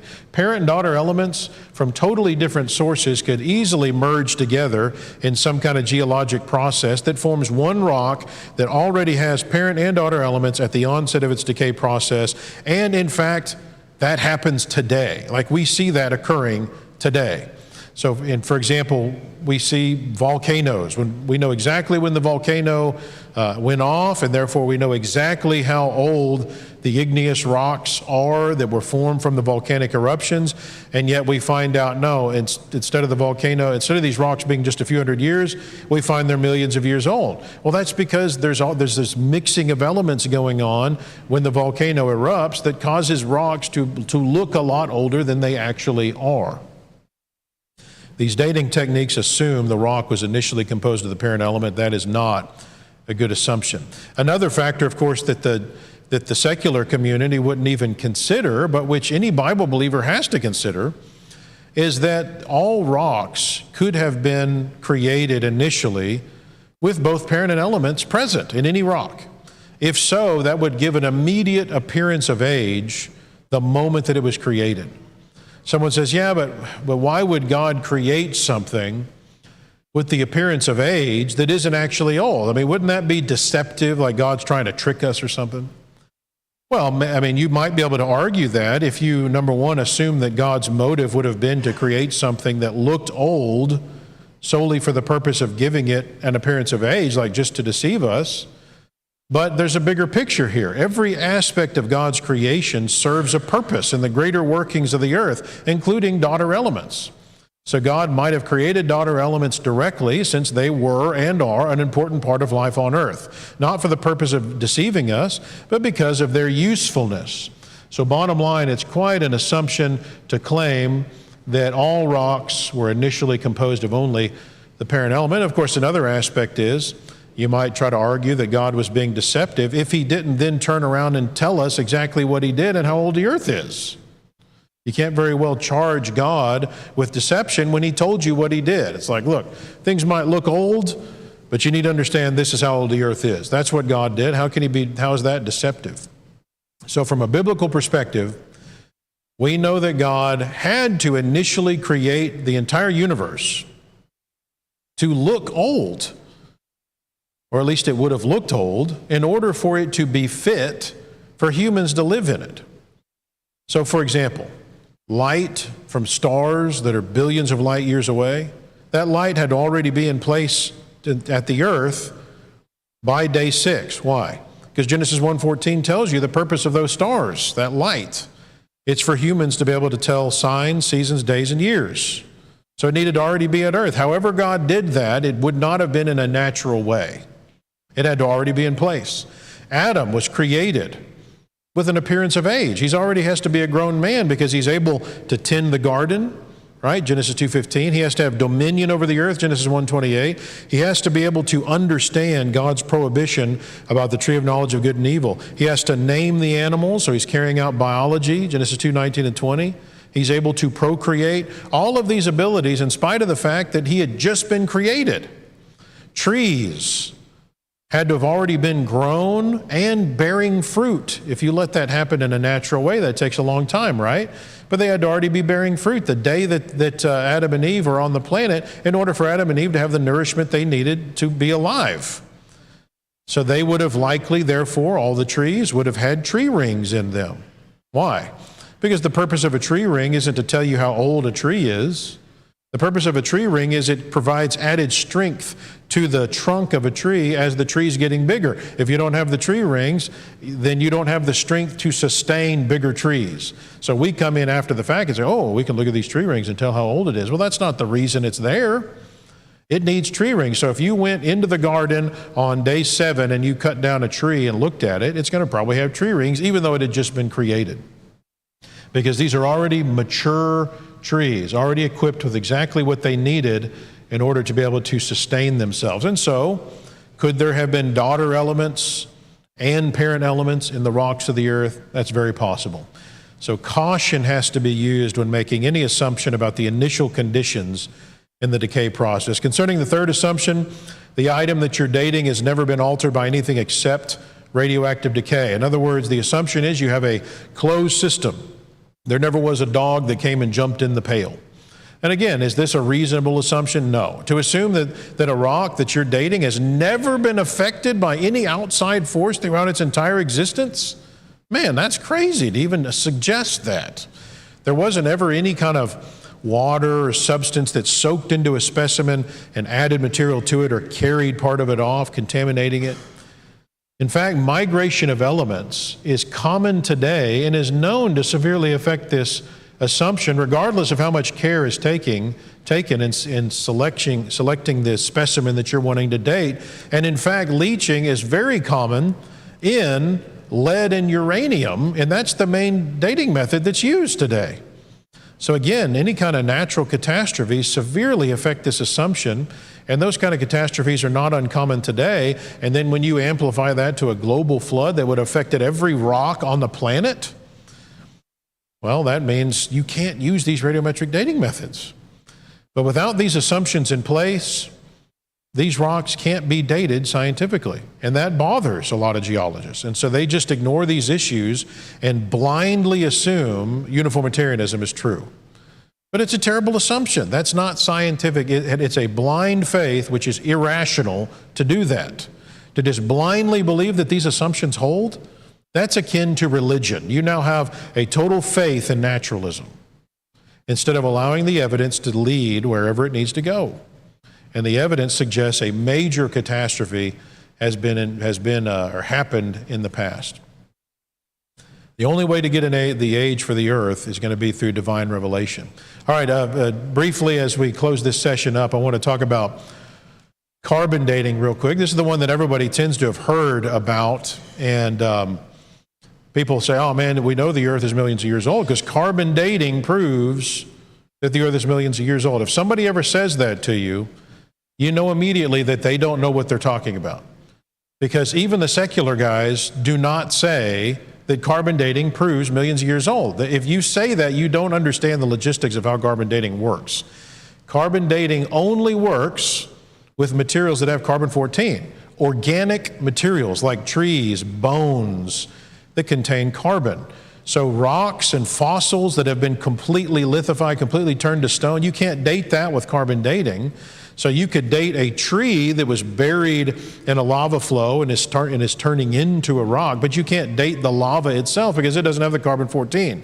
So carbon dating cannot be used to prove the earth is millions of years old. For that, they try to go to these radiometric dating methods like uranium-lead that I talked about.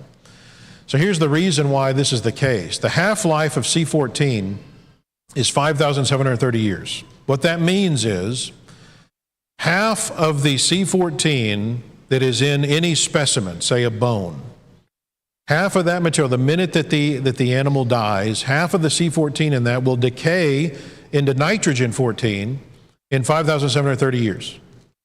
Okay, so now after 5,730 years, you have about half left. After another 5,730 years, another half of what's remaining decays. So now you're down to a quarter. And now it's been, what, roughly 11,000 years or so. And you're down to a quarter what was originally there. And you keep going through that process, assuming a constant nuclear decay rate of carbon-14, which is a bad assumption too. But even if you assume a constant nuclear decay rate, after about 50,000 years, there's essentially no way to detect C14 levels. There's not enough C14 left for our technology to detect it. If you find C14 in something, therefore, it has to be younger than 50,000 years old. So carbon-14 is actually a great method of proving the earth is young, because you find C14 in things that shouldn't have C14. I'll talk about that a little bit too. So even for 50,000 years, they don't even trust the method to try to date something that old.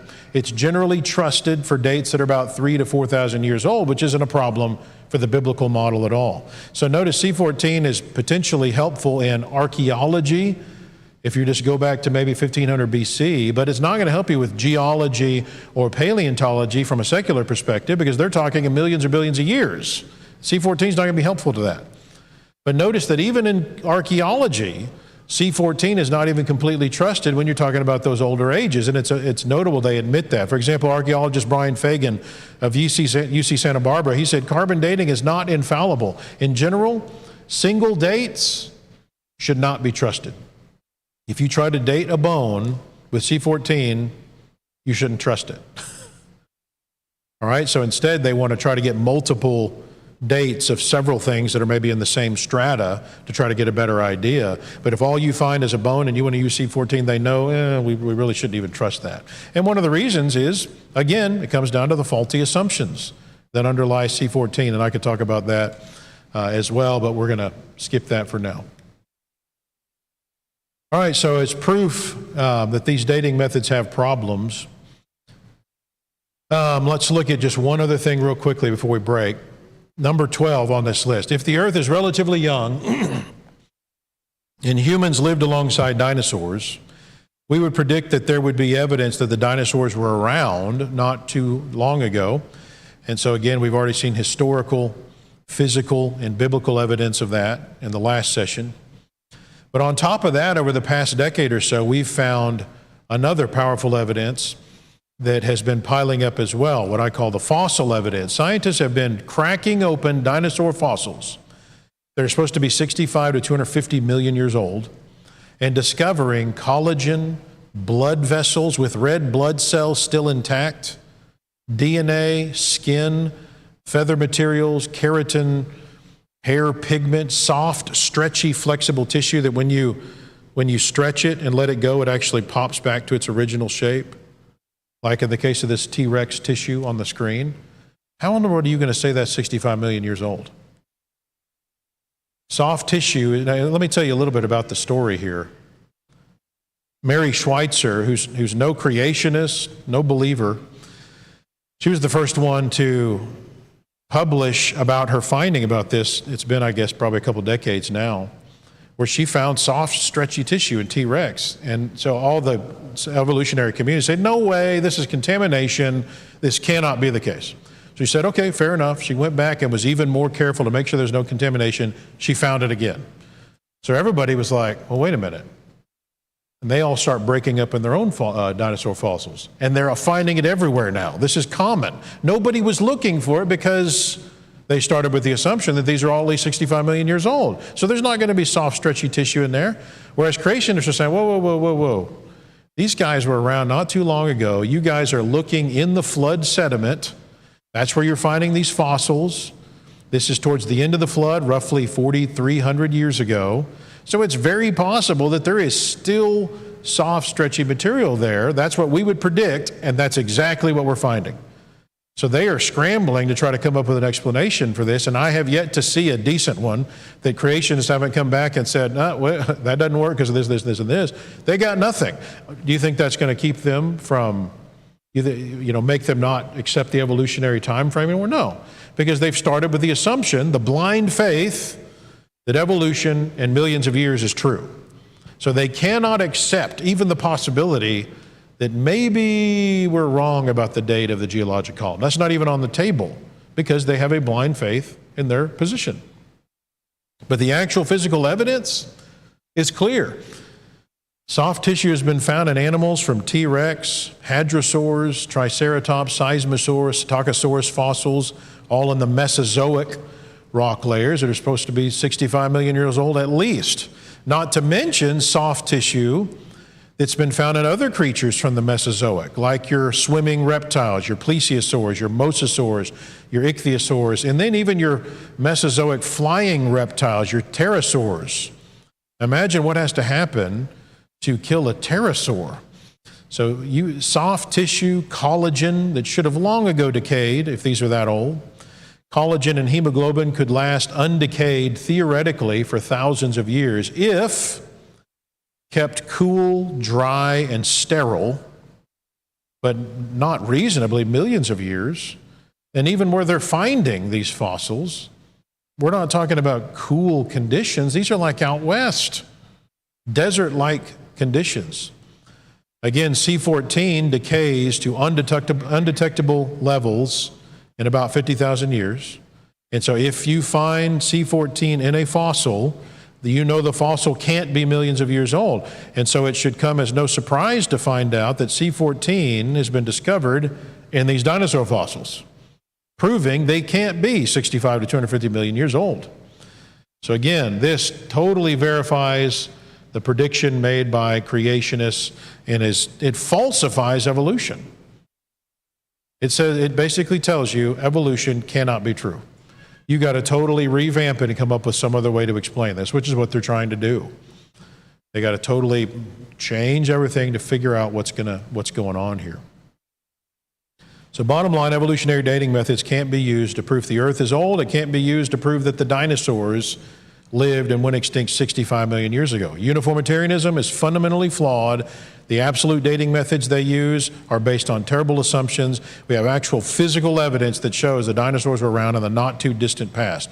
There's no reason to reject a straightforward understanding of Scripture. You can trust your Bible. Without faith, it is impossible to please Him. God expects us to trust what He says in Scripture. God instituted science as a way for us to learn about Him and the things He's done, Psalm 111:2. There's nothing to fear from science. The key is to make sure you're doing science in the unbiased way that is not based, that isn't founded on terrible assumptions that we can actually show are bad assumptions in the first place. False science is going to contradict the Bible. True science is going to harmonize with it perfectly every time. All right, we're a little bit behind schedule. Let's go ahead and take just another, say, maybe 7-minute break, and then we'll come back for our final session before lunch. Thank you for your attention.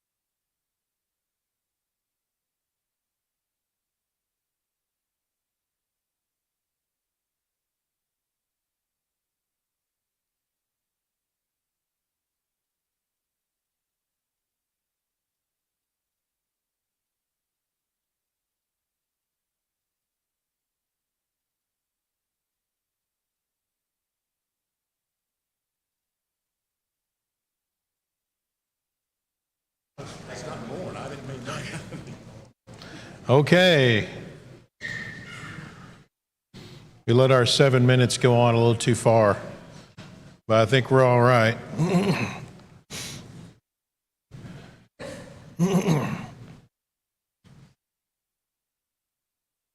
Okay, so the secular world would have us to believe that the dinosaurs went extinct 65 to 66 million years ago. They're found in the layers of rock known as the Mesozoic rock layers, your Triassic, Jurassic, and Cretaceous layers.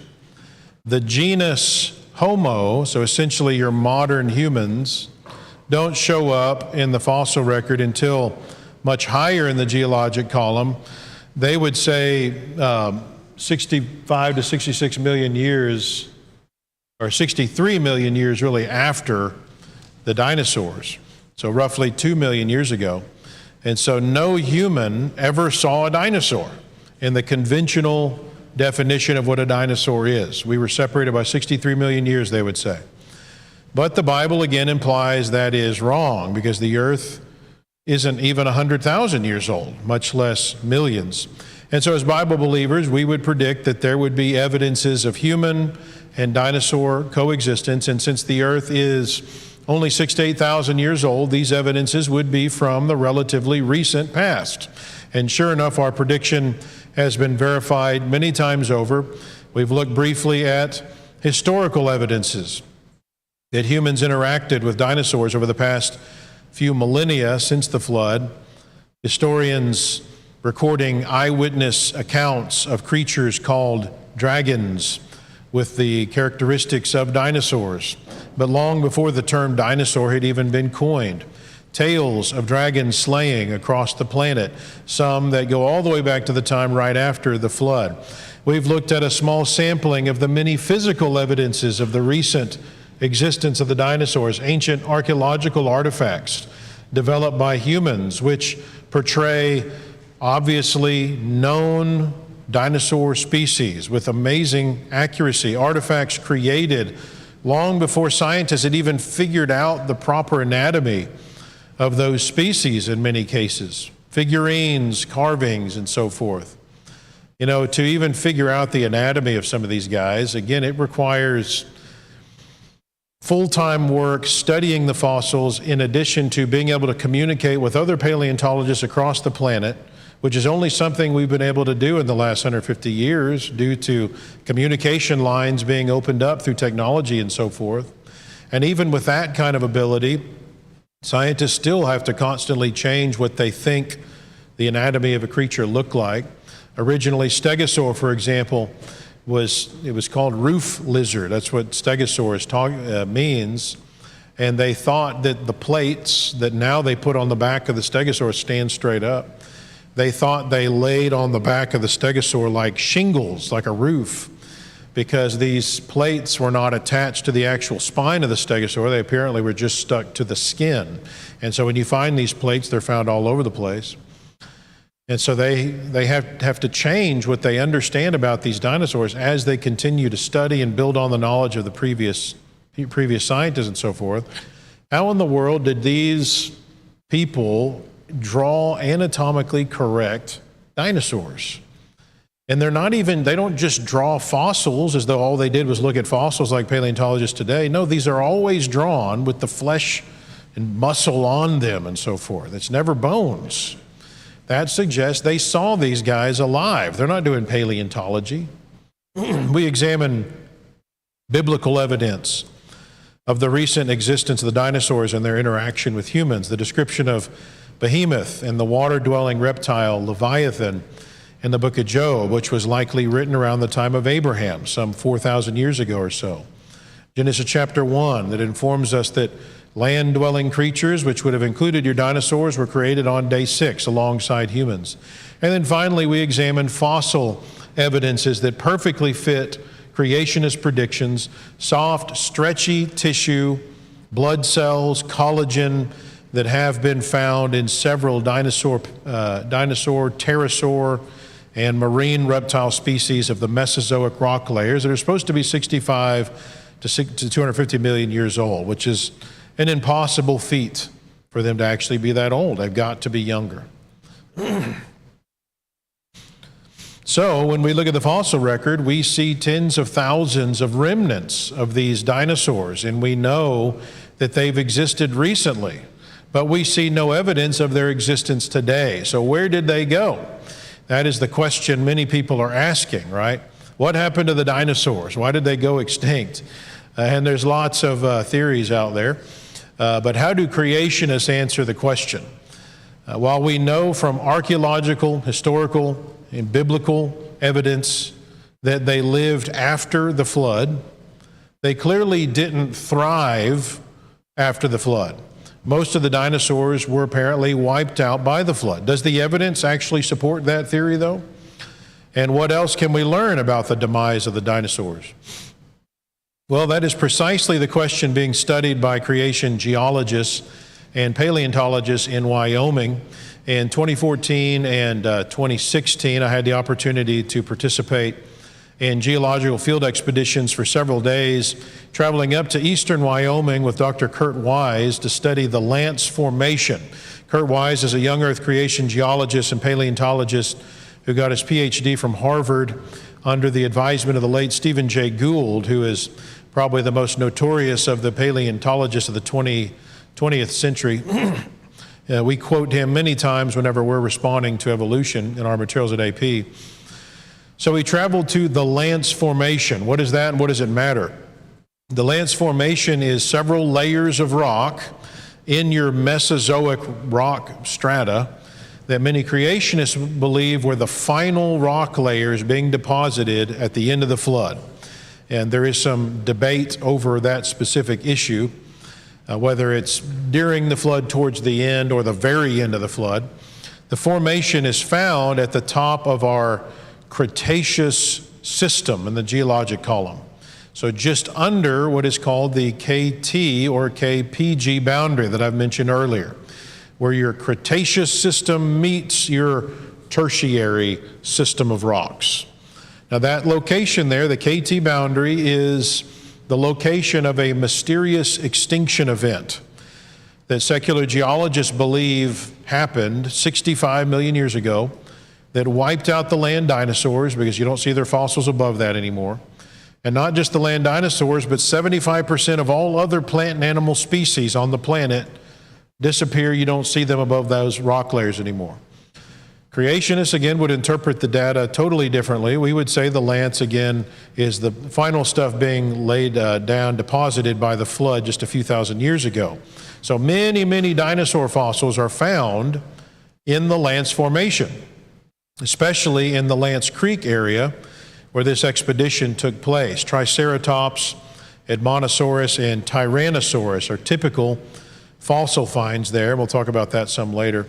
In 2014, I was able to see the excavation of 2 Triceratops skulls there in Wyoming. Here's one of those. So he's upside down. So you picture a Triceratops being thrown around like a sack of potatoes and buried essentially face down. So you think something pretty catastrophic is going on to cause that. We were able to see this in January of 2015 in Dallas after it had been excavated, transported back to the Museum for Preservation, where they glue it together and make casts of it. And they actually even let me put, was this Cam? I forget, kids. Was this Cam that got, yeah. Cam got to ride on the horn of an actual Triceratops and even stand on this guy. So the most exciting evidences for the flood that we found were these special layers within the Lance Formation that are called seismites. And there's quite a few of these rock layers, more than 25 just in this Lance Creek area, 25 different distinct rock layers called seismites. And this is a relatively new concept, the idea of a seismite. These form when an earthquake vibrates sediment. So picture wet sediment like sand along a seashore that's wet and soggy underwater along the shoreline.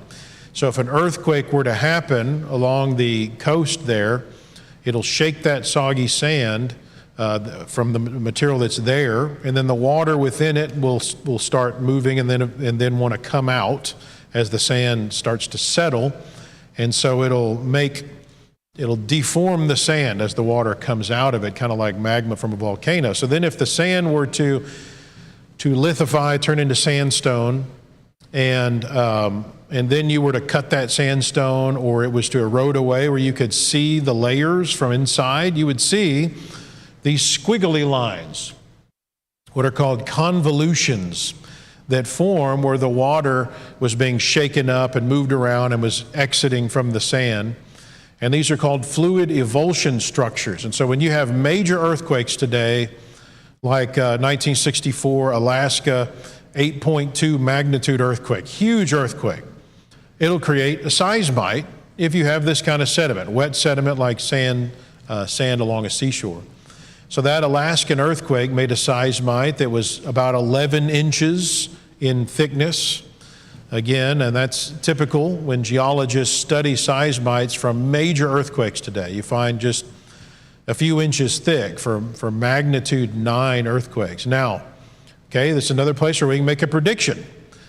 If the flood happened, all the fountains of the Great Deep are broken up, this is a major tectonic event, there should be seismites because you've got wet sediment, major earthquakes. And so that's when seismites form, wet sediment, major earthquakes. So we would predict the flood layers to have seismites.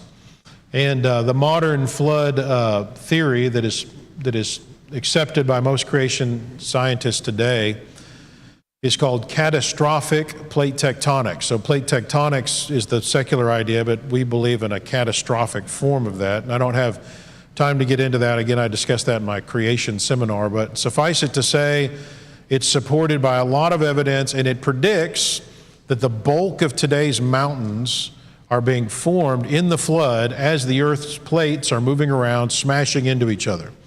Okay, so if that's true, we would expect there to be enormous seismites in flood sediment, especially in places where you have the plates colliding and you have mountains forming. Well, that's exactly what we find in the Lance Formation. But there's a catch. These seismites aren't just a few inches thick, like magnitude 9.0 earthquakes. These are several meters thick. These are so huge that there is no modern reference point to understand the magnitude that these earthquakes would have had to have been to create these. Okay, so these are over there close to the Rocky Mountains.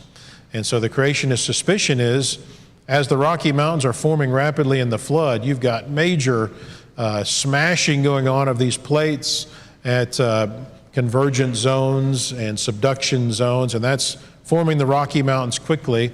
And every time you've got a major shift in these plates as they're coming into each other, it's going to send a shock wave of an earthquake across the land for hundreds of miles. So this means that, number one, when we look at these seismites, it means that the whole area over there in Wyoming where we're studying was covered with a lot of water, because that's what you need for seismites, enough water to make several meters of soggy sand. All right, so we're not even just talking about surface level water, but we're talking about sediment that is totally filled with water for hundreds of meters down into the ground. What in the world would cause that? And number two, major earthquakes, a bunch of individual earthquakes happen.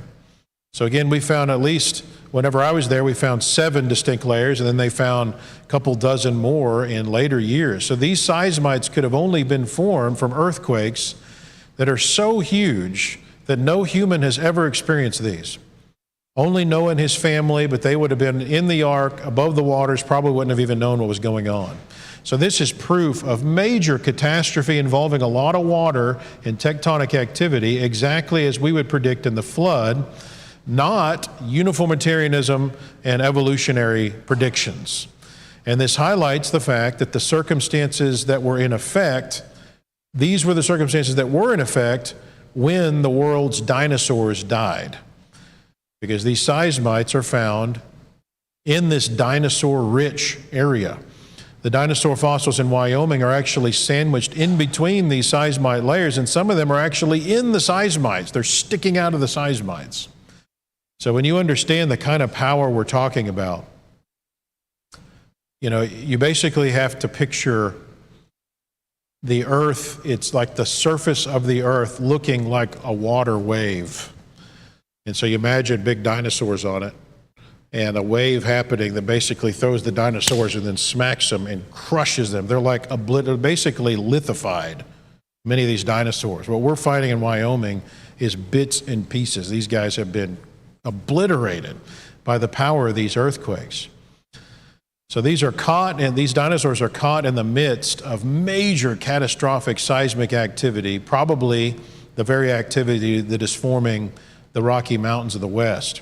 So how are evolutionists going to respond to this? Well, recall that the KT boundary crosses the area that we're working in at the top of your Cretaceous system there. And this is the line above which there aren't dinosaur fossils. And so again, secular scientists say, well, something died out, something happened at that point that caused the dinosaurs to die out. And so the popular idea today that's gained a lot of ground among secular geologists is that a meteorite impact caused this extinction, because a massive crater was discovered off the coast of Mexico that appears to line up precisely with the KT boundary.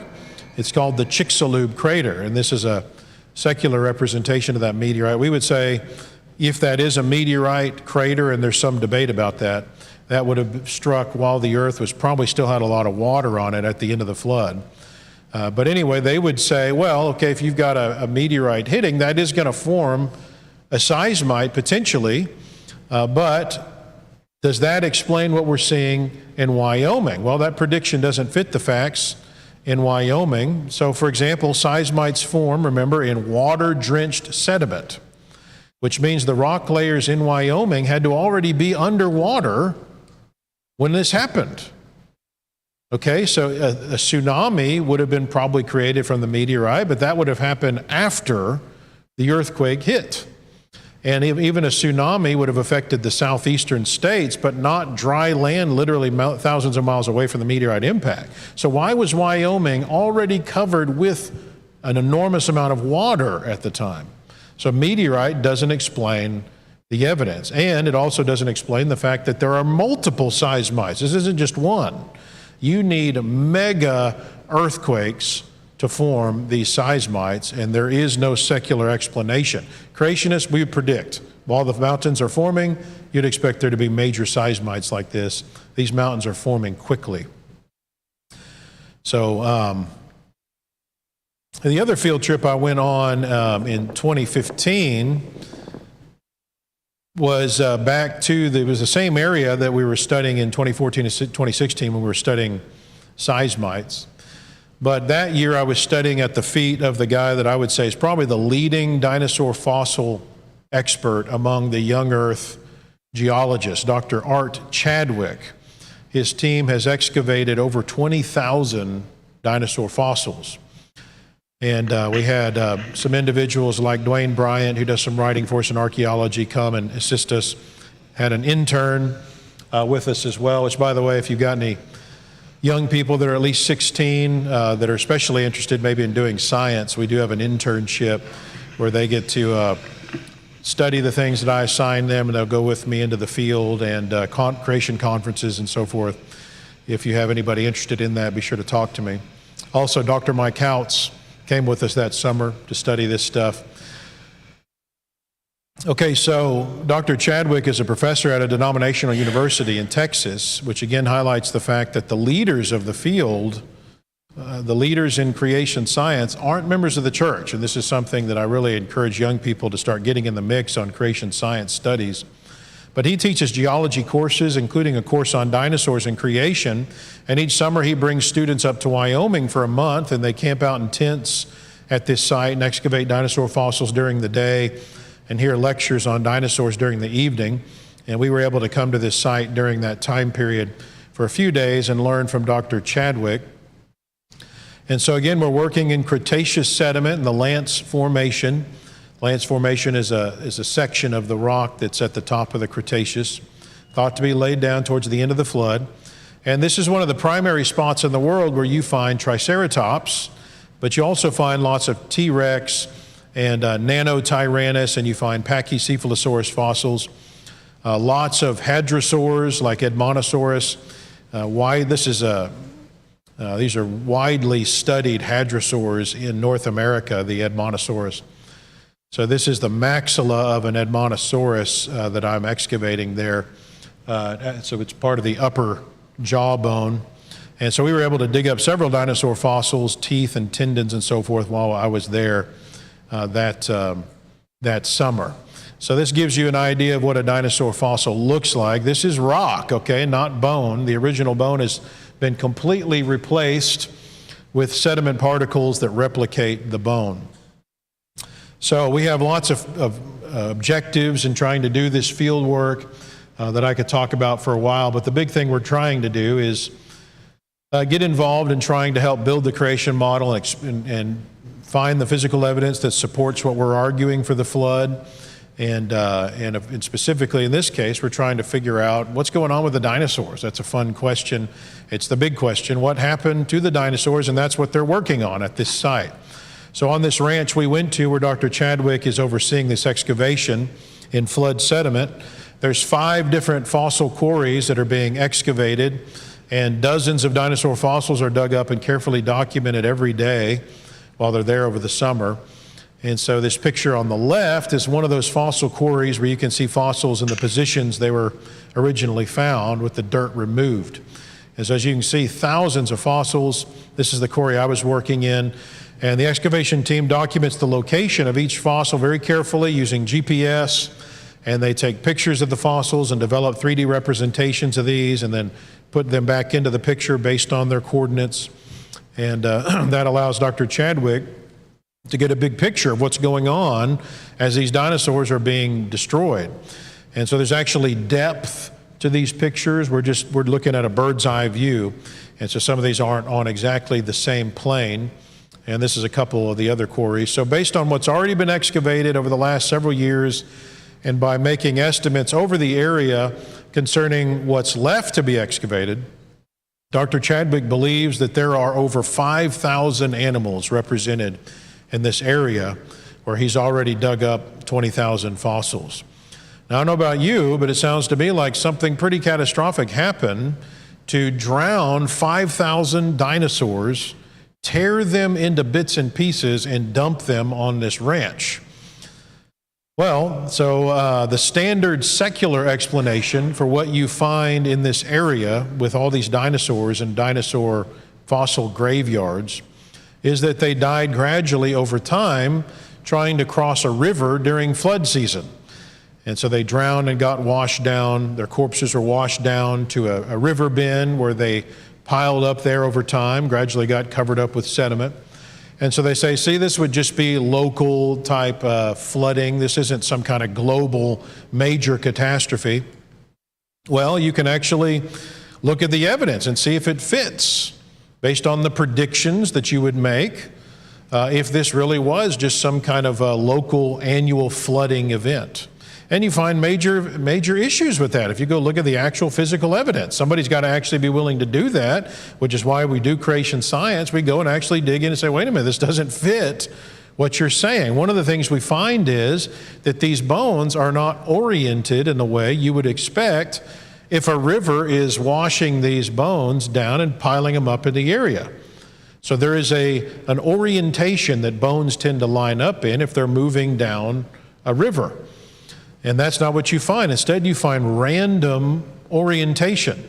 So keep in mind, again, the thousands of bones that are being excavated are documented with multiple GPS points so that we can know exactly where the bones were found and their orientations, and we find the bones are not found in a current orientation. It doesn't fit the evidence. Also, the bones are not found piled, as should be expected if a river caused this. Instead, they're randomly distributed over this entire area. So if you take the sites that he's excavated, which continue to grow significantly each year, and he has every expectation of continuing to find the bones as he continues to expand this, if you extrapolate to the areas that he hasn't yet excavated and connect all these fossil quarries, then this is what you find. This isn't a pile. And also keep in mind, these bones are not found articulated. Remember what that means. These are disarticulated. In other words, the entire skeleton of the whole intact dinosaur is not found. The bones are found separated, isolated from each other, usually just pieces, bits and pieces of them found all over the place. Now, if corpses were piling up on a river bend, and in order to preserve them for fossilization, they need to be buried rapidly there, or again, remember, they're going to be scavenged. Okay, well, you would expect at least some of these remains to be articulated, because the whole dinosaur gets buried and then it just gets nicely covered up with sediment. So you should find articulated creatures. No, that's not what you find. You don't find articulated remains. You have disarticulated. Also, if the dinosaur corpses are being successively piled up each year, you'd expect there to be animals in layers. There should be bone beds on top of each other representing successive events. That's what you'd predict. Again, this shows you the value of a scientific theory that can make predictions. The secular model, there should be predictions that would verify your theory or falsify it. And their theory is falsified by the actual physical evidence when you go look at it. So the dinosaur fossils in this area are not found in separate beds like that. They're found in a single bed that is what we call graded. What that means is the heavier stuff, the bigger bones, are down low, and they get smaller as you go up, which this is what happens if you take like a lot of bones or any kind of material and you transport them over a long distance. They'll gradually get organized where the heavier stuff drops to the bottom of the mudslide and the lighter stuff stays up at the top. So this is a single bed that is graded. All right, so you got to think way bigger than some localized little flood. You're talking some kind of catastrophe that's big enough to kill, drown, totally destroy 5,000 dinosaurs, and in one massive event move them all at the same time a long enough distance to organize their bones and dump them in a single ranch. Does that sound like a local catastrophe to you? And keep in mind, you also have the seismites cutting through all this. So major earthquakes. So the model that fits the facts is a single catastrophic deep flood with major tectonic activity going on. And that an event like that would be capable of creating a single graded bone bed like the one we're studying in Wyoming, capable of creating the type and structure of the stone we find there, like the sedimentary layers, and capable of causing an entire huge mudslide that would catastrophically bury, kill, tear up, transport, and bury 5,000 dinosaurs and preserve them for fossilization. All right, one other thing before we close this session. Would dinosaurs have been on the ark? And this is one of the big arguments people try to make against creation, right? And so if so, why aren't they around now? I mean, if the dinosaurs were on the ark, so many considered this to be the big issue that disproves the biblical account of the flood. Well, creation scientists know with a high level of confidence where in the geologic strata the flood begins. Nobody really seems to dispute that. We think the Cambrian strata begins the flood.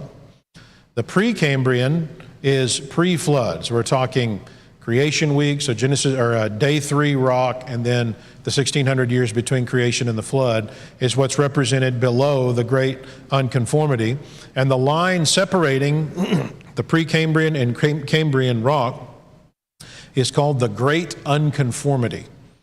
And it's great because this is a line, an erosion surface that extends across not just the entire U.S., but it jumps across to other continents and keeps going. The entire Earth seems to have been eroded away by some kind of worldwide catastrophe that had to have been involved a lot of water.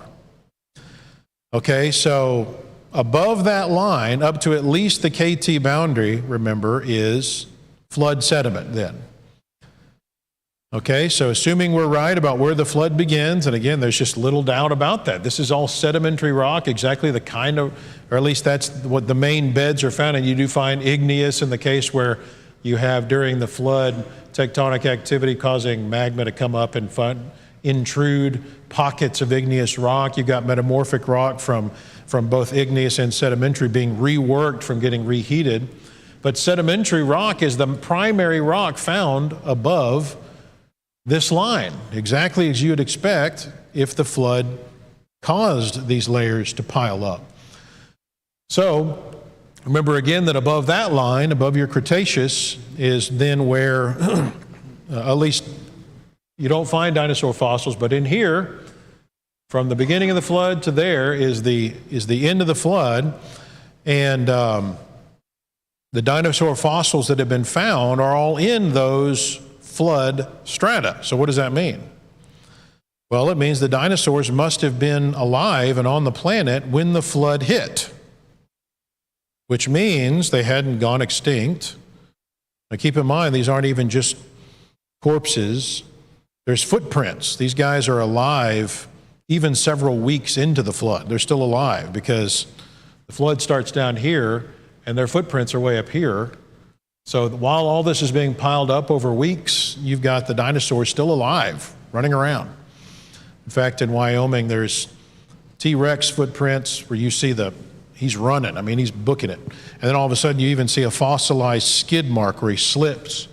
And then you see where he hits the ground, and you see that fossilized, and it gets up and keeps going, like he's running away from something. Now, what's going to cause a T-Rex to be hauling like that and it be all wet?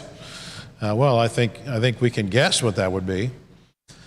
All right, so if they're alive and they're land-dwelling creatures, when the flood begins, that means they're on the ark, right? Beasts in which is the breath of life, Genesis 7:14 and 15, are all going to be represented in the ark.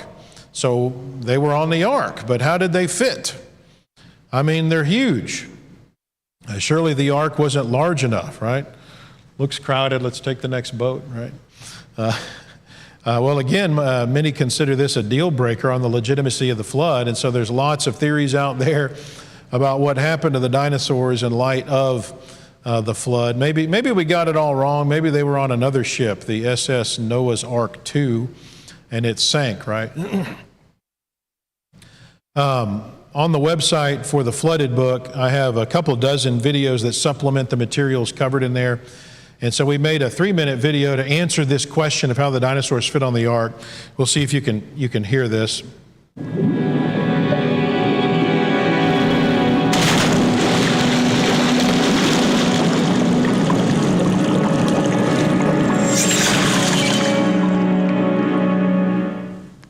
The evolutionary model alleges that dinosaurs went extinct 65 to 66 million years ago, and humans only evolved onto the scene 2 to 3 million years ago.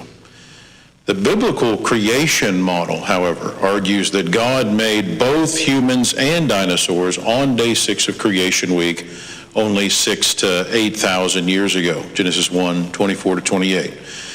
According to the fossil record, dinosaurs were still alive when the flood began, since their fossils, including footprints, are found in the rock layers that were laid down in the flood.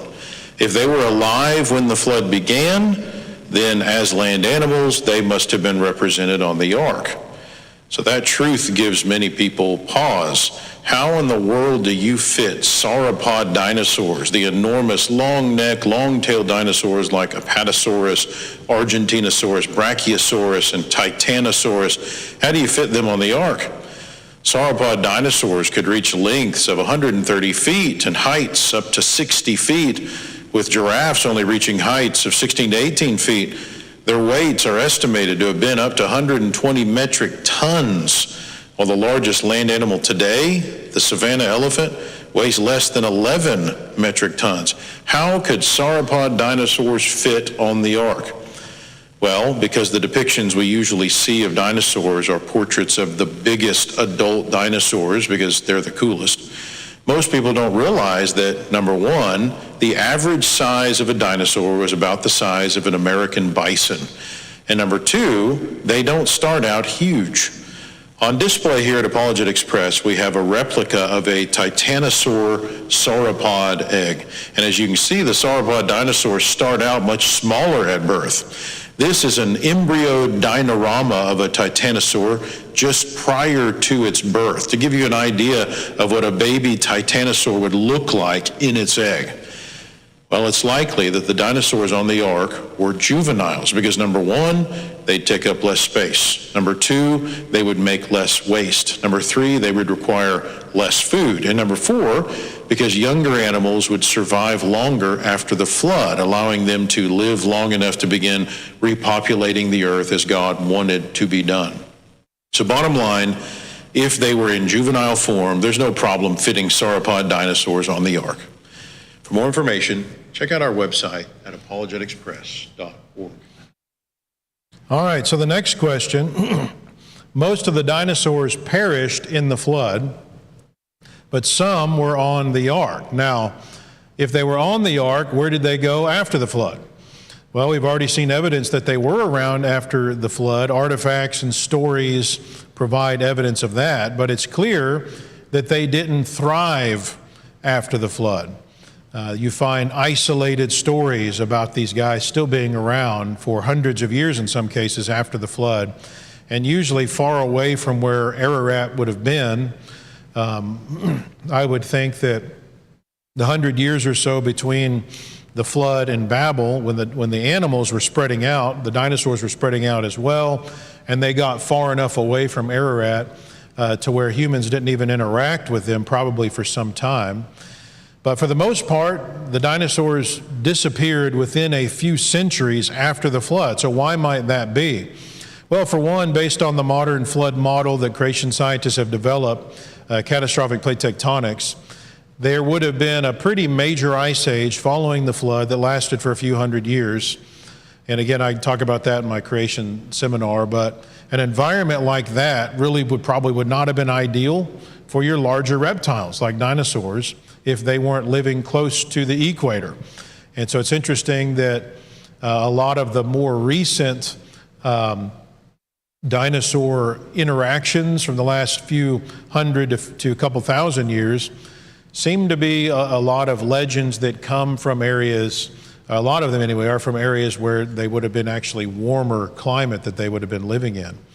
So the ice from the Ice Age is thought to have stretched from the poles down and covered about 30% of the planet's continental surface.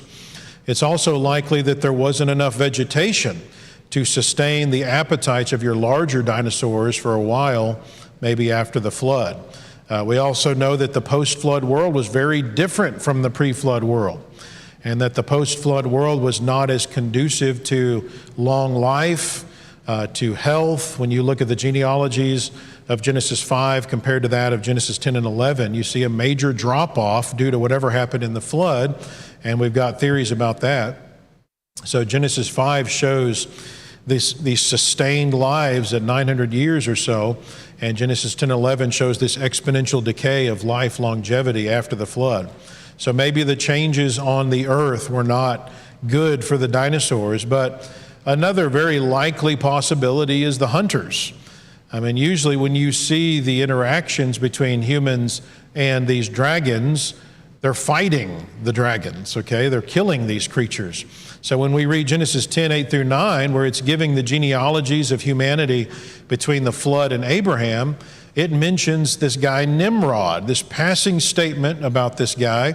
And remember, nothing that God would choose to tell us is pointless and doesn't have a reason behind it. He's got a reason for everything he's telling us, and he throws in this passing statement about this guy. And he's described as a mighty one on the earth, one who was a mighty hunter before the Lord. When I was growing up, I thought about this guy as being maybe he's maybe this guy out in Africa on a safari hunt, trying to kill lions or something. But whenever we understand that enormous dinosaurs are roaming the earth during that period, and God uses important space in Holy Writ to highlight this mighty hunter, I imagine that Nimrod probably was hunting game much more formidable than the lions. God had formally authorized a carnivorous diet at this point, and so man could eat meat, and food might have been scarce on the earth for some time. And so what better source of meat than these larger animals. All right, I hope that you're being sure to, I meant to keep reminding you to be sure to jot down any kind of questions you might have for our Q&A at 1 o'clock. But let me highlight a couple other things as we wrap this up.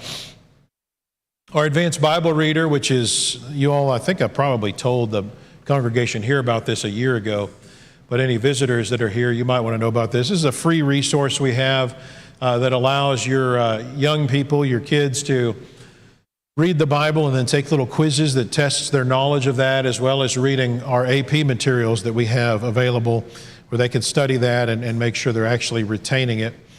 We also, be aware, we have a Christian Evidences camp.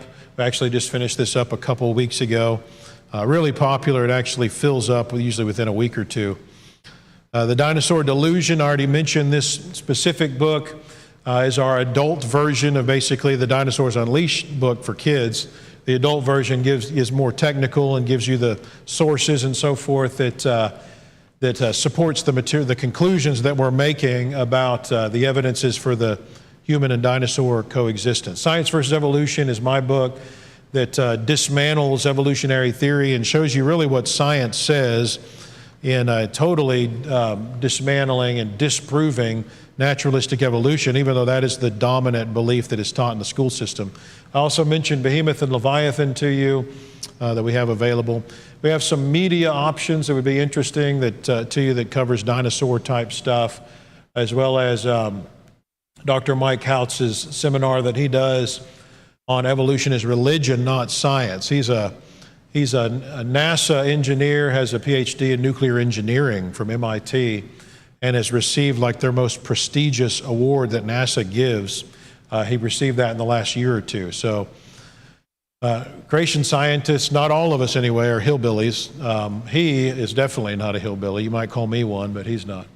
Answering Atheism is a great series that Kyle did on responding to, I mentioned to you the teen book that I really like, Always Be Ready, that responds to the typical arguments made against the God of the Bible. This is a seminar that he does that we have in DVD form that covers that material. My seminar, Science versus Evolution, that covers some of the material in my book, as well as some other stuff as well. Also, beware again of our free website. This is actually our old website. I need to update this image. But we receive millions of page views every year from people all over the world. This has hundreds, thousands, I think, articles really, and other materials available to you for free that answers the kind of questions that you and your loved ones might have on faith-shaking type questions. So be sure to check that out. We got a free weekly email newsletter you can sign up for to see the latest articles and the latest products we're releasing, to make sure that you are always ready to defend the truth and talk to others about the truth. And also be aware that we also have an app now, and in fact that has become more people go to our website material through their apps now, or at least through their devices, than they do sitting down at a computer. And so be aware we have an app for iPhones and Androids that you can get for free as well. So evolutionists, again, have had a long time monopoly on the topic of dinosaurs. Dinosaurs are like the poster child for evolution, as though their mere existence validates evolution. And in truth, the existence of dinosaurs harmonizes perfectly with Scripture and scientific and historical evidence surrounding these amazing beasts fits perfectly with the creation model.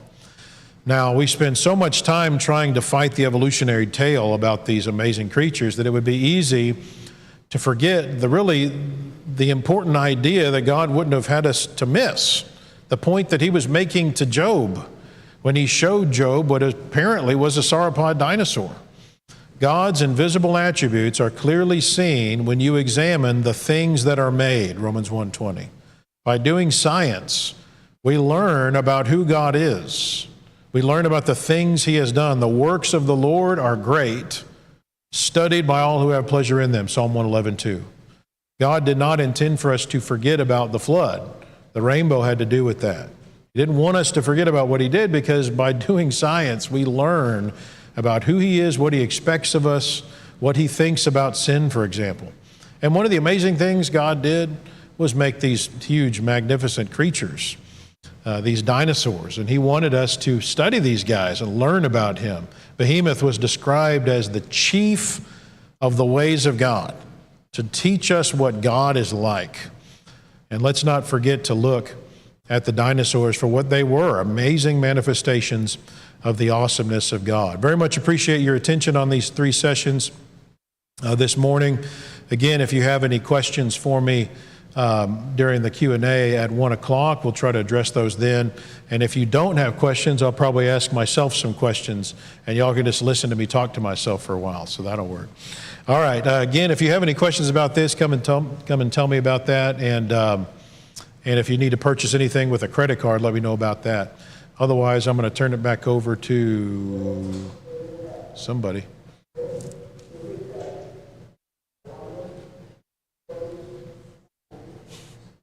Somebody with a megaphone out there? Is that what that is? All right, so who am I turning this back over to?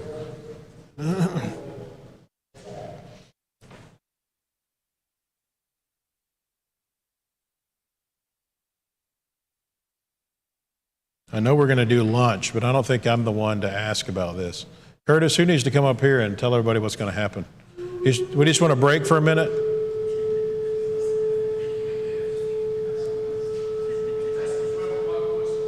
Okay.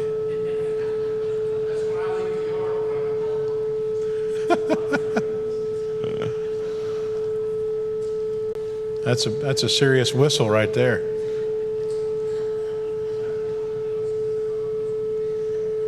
Sounds like maybe a Parasaurolophus call or something. That's. Are you finished? Yeah, I'm finished. Yeah.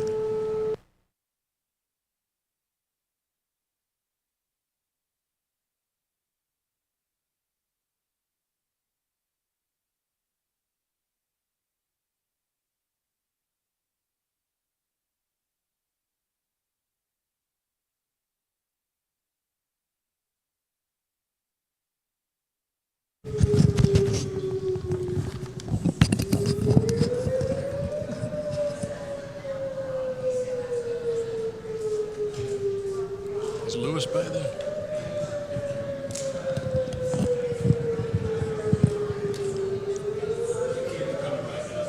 Huh? Kids are coming back here right now. Okay. All right. If y'all will just keep your seat. If y'all just keep your seat. The kids are coming back up here now.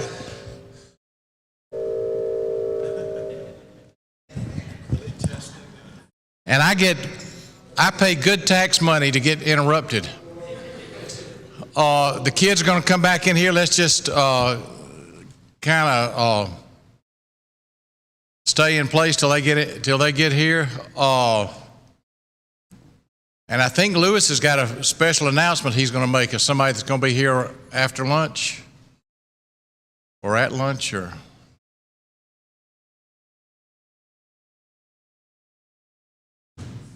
There he comes. Lewis. Lewis.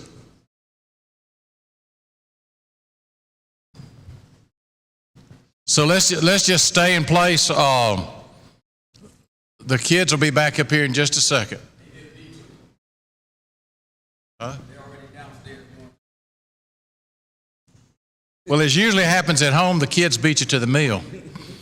Lewis, you want to tell them who's coming this afternoon? At between 1 and 1:30, I think it's the Koina snow cone truck.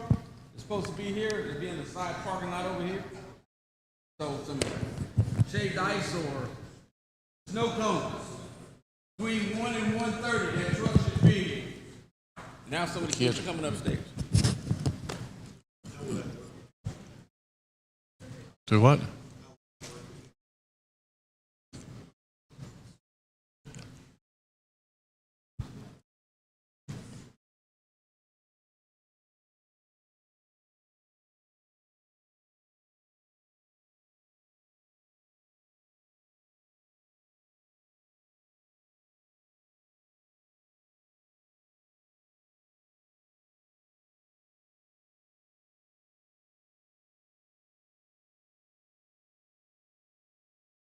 Literally holding them in place. Is that all the kids? Some of them went downstairs already.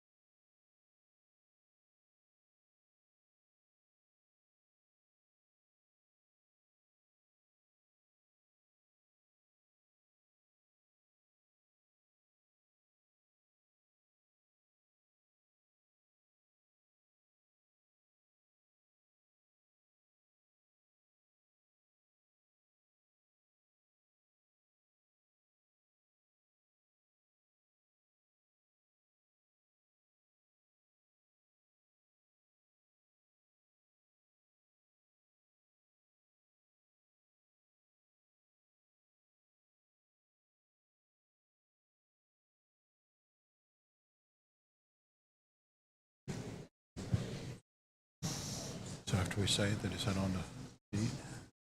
Ask those kids if they had a good time. Y'all have a good time? Kiddos, did you have a good time? No? Didn't enjoy it at all? No fun?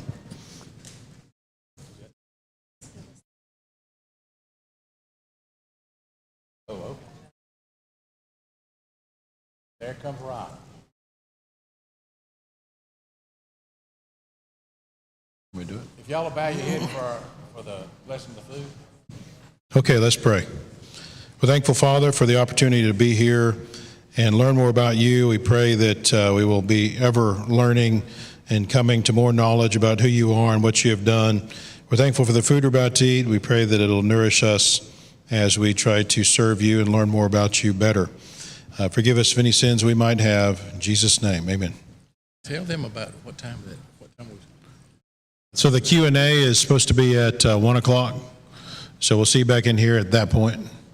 And the lunch is Downstairs. down those stairs over there.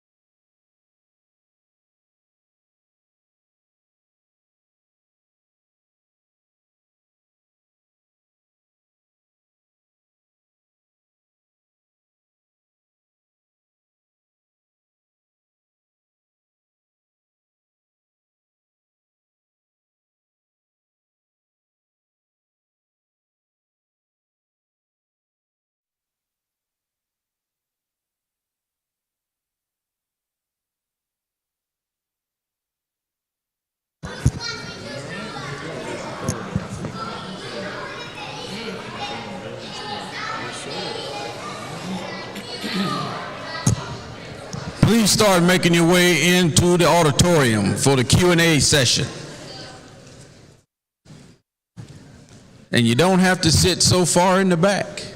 You miss a chance this morning, but you have a Shandy's. Come forward.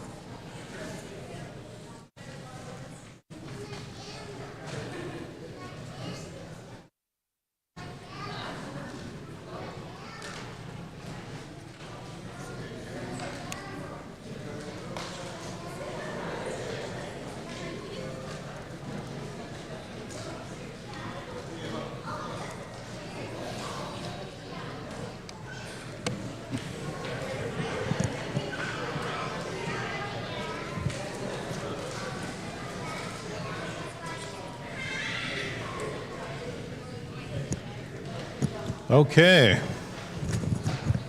We ready?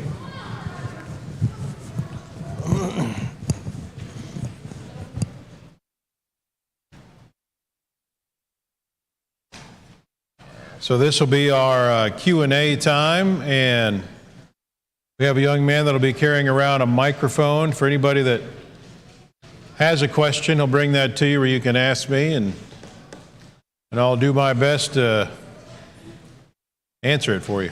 We good, Curtis? Yeah, if you have a question, go ahead and raise your hand now. One right there.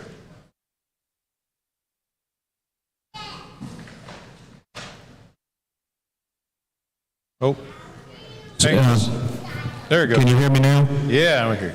Got two questions. One, I wanted to see if you would talk a little bit more about evidence for an ice age that may have occurred after the flood, and what is the evidence that would let you think that it might have been only a couple of hundred years?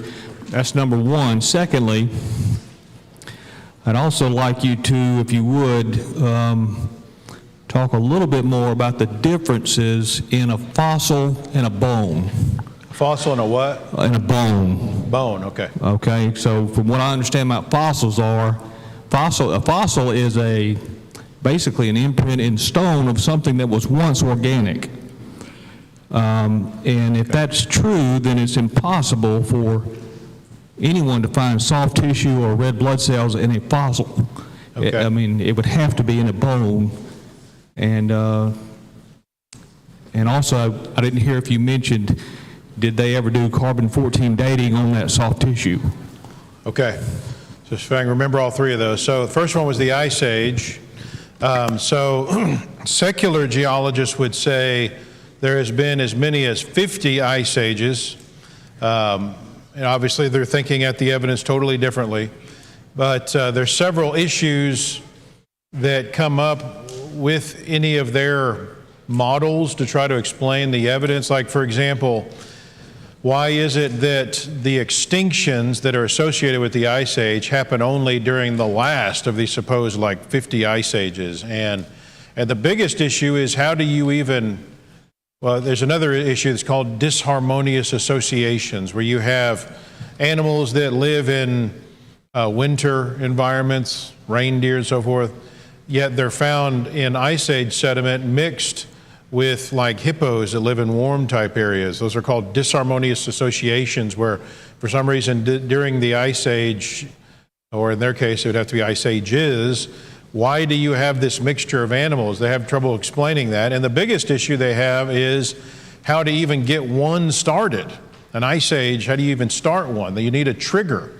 And they don't have an explanation for how you'd get one going, much less 20. And so they got theories to try to explain it, but they don't really fit well with the evidence. The creation model actually has the perfect trigger that can explain all the evidence if it is one ice age that follows the flood. And creation meteorologists estimate that it lasted about 700 years. and it happened as a result of the flood, because during the flood you had warmer oceans because of all the tectonic activity. Warmer ocean means more evaporation, which will then come down as more snow. And so that gives you more of the precipitation you need, but then you also need summers to be cooler in order for there to be less melting during the summer. And again, the flood would have caused, there was so much volcanic tectonic activity going on, there would have been a lot of volcanic aerosols in the atmosphere for a period of time that would have shielded the Earth more from cosmic rays, that would have allowed less melting during the summer. And all of that would have been persisting while there was still heavy tectonic activity going on for a few hundred years after the flood. So the flood actually provides the perfect circumstances that would have led to an ice age that is estimated to have been a few hundred years. It helps to explain why there are even hundreds of thousands of years worth of layering in the ice cores in Greenland and Antarctica, because you would have, during that kind of turbulent weather of the Ice Age period, you would have had an accumulation of multiple annual layers, as many as 1,000 in a single year, and that would have been going on for hundreds of years. So, yeah, the creation scientists believe there was an ice age. It would have been caused by the flood. There's lots of evidence that an ice age did happen. There's no reason to deny that. We've got evidence that glaciers covered some, probably 30% of the Earth's continental continents. Today it's about 10%. There's evidence that it once was closer to 30%. And whenever we look at striations that are in bedrock that go for miles, faceted rocks, we find till and moraine build up from ice, from glaciers as they move. So it's powerful evidence for the Ice Age, but again, the creation model has a great trigger for how to get one started, and explains why there was only extinctions one time. It's because there was only one Ice Age. So they're taking the evidence in the Pleistocene and saying that's a bunch of different Ice Ages, and we're saying no, that's one Ice Age right after the flood. Okay, the second question you asked is fossilization. I forgot what you asked about fossilization. Oh, yeah, okay, so a bone, like if you bury a bone, I mentioned in one of the sessions, you got to bury it completely. It's going to be totally, has to be kept from oxygen. You don't want critters and bacteria to be able to get to it, but still over time it is going to decay.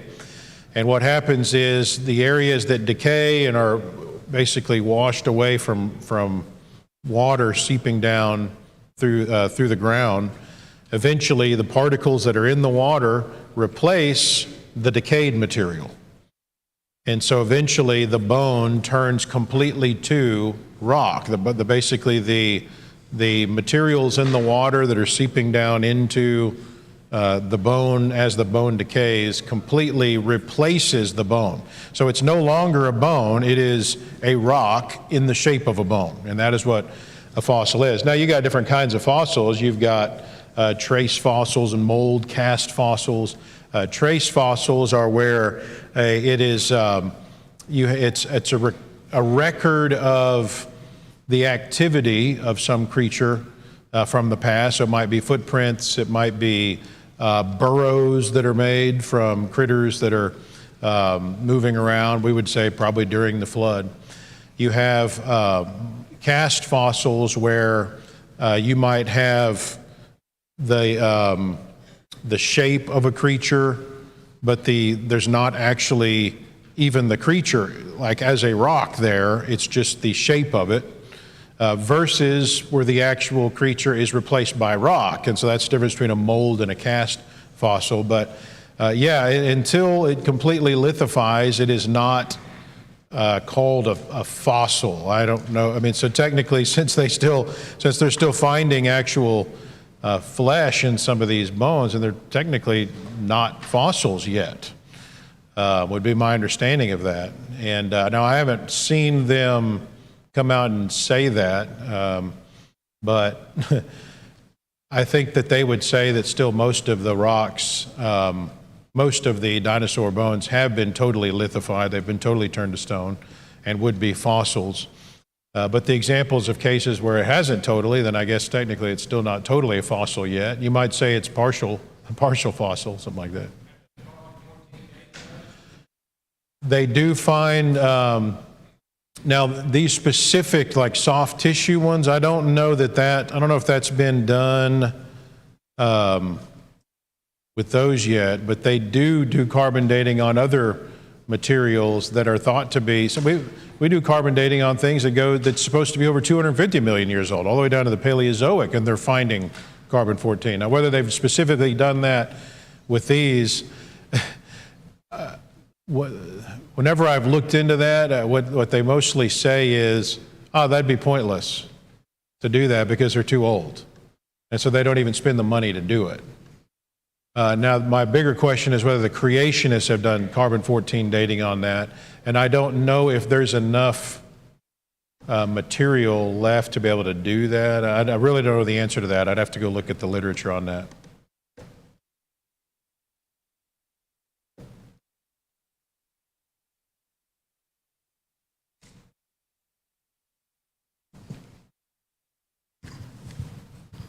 We've heard and been told that all the oil deposits are the results of dead and decayed dinosaurs and swampy, that's how we got our oil. That's question one. And number two, or how would you answer that in terms of creationism? How would I what? Explain oil and coal, you mean? Or? We've been told that the oil that we have in the earth is the result of Dinosaurs. Millions of years of decayed dinosaurs and all of that. Okay. And how would, from a creation standpoint, how would you answer that? And the other question is, for instance, in the area in Wyoming where you were, where you saw 5,000 spread out dinosaur pieces, are there other animals mixed in? Are there lions and tigers and all of that mixed in there as well as other animals? Okay, so your first question is basically coal and oil. How do we explain that? What creationists think is going on in the case, by the way, we have a little booklet on the origin of coal and oil that we sell at AP. It actually goes back a couple decades, but it's still considered pretty good stuff. The creation geologist, like Steve Austin, not the wrestler, Steve Austin still thinks that's a really good booklet that very well explains the origin of coal and oil, but most likely, and it depends upon which coal bed you're talking about, but the big explanation about coal is likely comes down to the pre-flood amount of plant material was a lot more than today. There was higher levels of carbon dioxide in the air that would have created a slightly higher level of a greenhouse effect, which led to a much richer environment. And creationists hypothesize, by looking, for example, at the coal beds, a different kind of biome that you only see little hints of left today, but a biome that was essentially a floating forest there was like continent-sized floating forest. And they say that in order to explain some of the strange plants that were like hollow plants, that today when you see that kind of plant, they tend to actually float on the top of water and all, and yet you see you see that in the coal beds. You see some of these type things. So I don't know that any creation scientist argues that it's the dinosaurs. It's probably more just the plants of the pre-flood world. The other question you asked was what? I forgot. Yes. Okay, so I'm glad you asked the question about do you find, what kind of mixture of animals do you find, like in Wyoming, that's Cretaceous sediment. So the interesting thing, I'll have to give you a bit of a kind of overview of the fossil record. So evolutionists would say the fossil record is a record of life, starting with the most simple creatures at the bottom, and they gradually evolve into other things. Eventually they're going to become your fish, and then the fish are going to start trying to move on to land. They become amphibians and then reptiles and so forth. We would say that the fossil record is different. First of all, you got major problems with their perspective. And for example, the Cambrian explosion is, to all intents and purposes, the beginning of the fossil record. And what you should see at the beginning of the fossil record is very simple organisms And then over time, that diversifies a little bit different. Eventually, it takes a long time for you to get what's called disparity, where you have very distinct types of creatures. So you're going to see diversity and then disparity over time.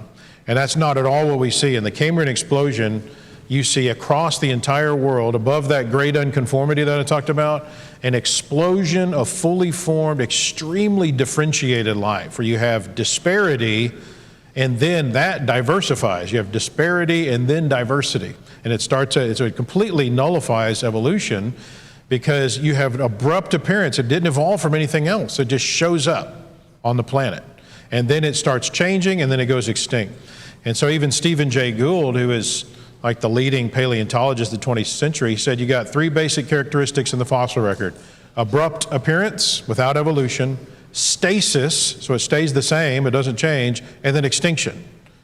All three of which completely nullify evolution. So he spent much of his life trying to figure out how to explain that and came up with what I call magical equilibrium. It's called punctuated equilibrium, just to try to explain the fossil record from an evolutionary perspective in a naturalistic way, because there is no way to explain that. It's exactly what we would predict to happen, and yet it totally refutes it. I remember feeling like the fossil record, how do we deal with that? It proves evolution. When I was a kid, it wasn't until I dug in where I was like, wait a minute, that's like the strongest argument for creation is the fossil record.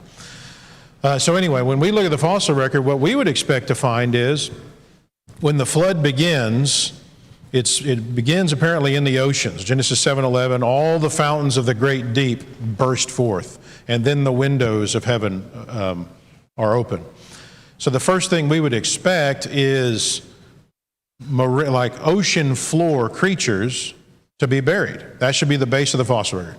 And then the fish, and then as the flood starts moving towards the coast, you're going to start seeing the creatures that live along the coast, your amphibians and your reptiles. Then you're moving further inland, you're going to start seeing your dinosaurs. And the last thing that you would see is probably going to be whatever ecosystem has all of the humans and mammals. And so that's exactly what you see in the fossil record. It follows that pattern, except that when the fish appear, they're found in all of the biomes after that, even in the middle of continents, exactly as we'd expect. But an interesting thing is that you don't see a major mixing. You've got completely separate habitats. So you've got these coastal creatures that seem to be in their own biome. The dinosaurs are in their own biome. You see some mammals, but they're little things. They're not like your modern dogs and bears and cats and all that. That entire ecosystem with humans and mammals and most of your angiosperms, your flowering plants, is gone. It's totally missing from the flood record. And so we've got theories as to what's going on there, but my point is, in answer to your question, we're looking in Cretaceous sediment, you see Cretaceous animals there. Okay, because I think the dinosaurs were in their own habitat, separated from everything else. The pre-flood world appears to have been organized in a way where everything's separate. And then after the flood happens, everything gets off the ark, and now everything spreads out. It's not separated like that. But before the flood, apparently it was very sequestered. The entire human mammal habitat is blown away. And I suspect, what I think is the strongest argument is, number one, from a biblical perspective, humans were being so wicked that God would not have wanted us to be able to study him, because otherwise we might tend to go down that path. So already from just a theological perspective, I would expect God would have wanted the entire human habitat gone. And so paleontologists and archaeologists aren't going to be able to study it. So how would you do that? Well, geologically, it works if the human mammal habitat is at a subduction zone. When the flood begins, the plates of the earth break apart and start moving rapidly. That's what forms the mountains. And along the coast, for example, the oceanic plates are diving into the mantle. That's what's happening in subduction, but this is happening fast. And so if the human habitat is at a subduction zone, then it literally went down into the mantle and it's totally gone. And we do find remnants of the pre-flood world. Basically, we know that there's cold continental mass down below subduction zones at the base of the mantle. We can't get down there and study it, but we can tell from studying geophysics, under these subduction zones, there's massive piles of colder material down there from the pre-flood world, exactly as we'd expect. Stuff that went down fast and it hasn't had time to warm and recycle into the mantle. And that very well may be that entire habitat that had the humans and larger mammals. So that's very abbreviated. I could talk a lot more about that, but that's probably answers that question. Malachi, I know you had a question because we talked about it.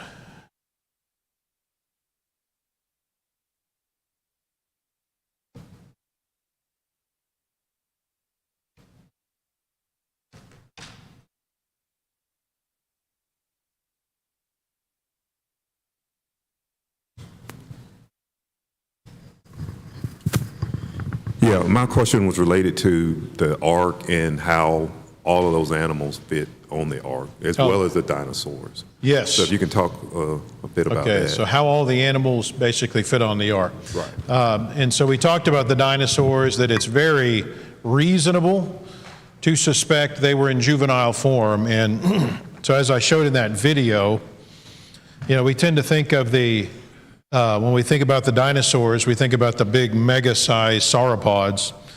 But this is actually a titanosaur, and how big it would have been in its egg form. This is a replica of an actual titanosaur egg, where you can see exactly how big it was and how big titanosaurs were when they were born. So that really explains the dinosaurs. Not only, it's reasonable to suspect that juveniles would have been on the ark because they take less space, they eat less food, they make less waste, but also because they need to repopulate the earth after the flood. And so it makes sense that God would have wanted younger representatives so they had time to do that. All right, so that it really answers that. So the bigger question, though, is how do we explain the fact that there are at least hundreds of thousands, if not millions, of actual species of animals today? How would all of the species, even if they're in juvenile form, fit on the ark? And there's a lot I could say about that. I got a lot of material on our website about that. But the big thing to think about that is the biblical word that is used is kind, not species.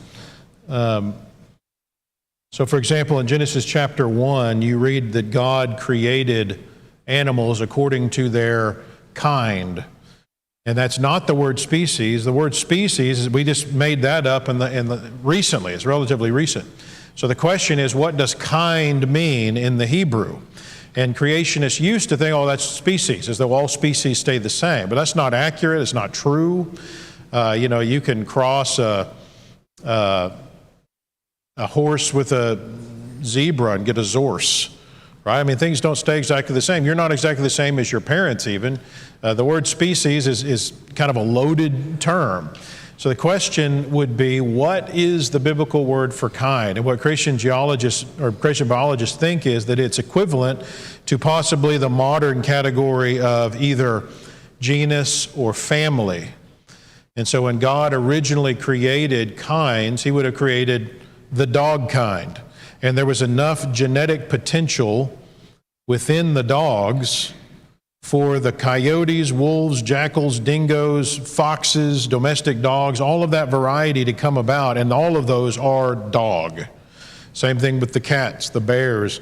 The elephants would have included your woolly mammoths and mastodons. And so only representatives of each kind would have been on the ark. Not every species, not every single variety, that's not necessary.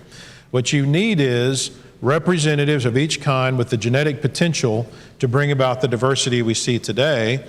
And, okay, so how is Noah going to go select which species are going to have that genetic potential? Well, he didn't have to. I mean, the text says that God sent them to him. Basically, it says that they would come to him.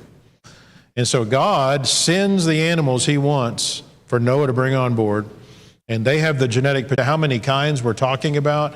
We're talking about just a few thousand. And I'd highly recommend that you check out, if you haven't, go up and see the Ark Encounter in northern Kentucky. Raise your hand if you've seen that. I'm curious. Just a few of you.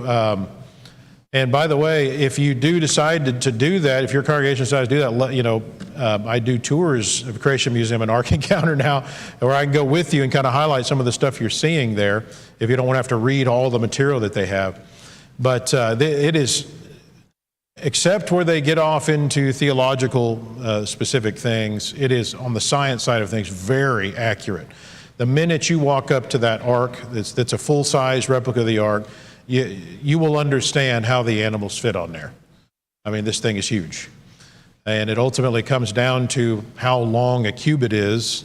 And scholars today say about 18 inches. It's from your elbow to the tip of your middle finger. But if humans were slightly larger, and I would argue that the fossil record after the flood indicates humans might have been larger before the flood, then the ark would be even bigger than that. And so it's a mammoth structure, and they've even done the science to figure out exactly how many kinds they think would have probably been represented on the ark, and they've got examples of what they might have looked like even.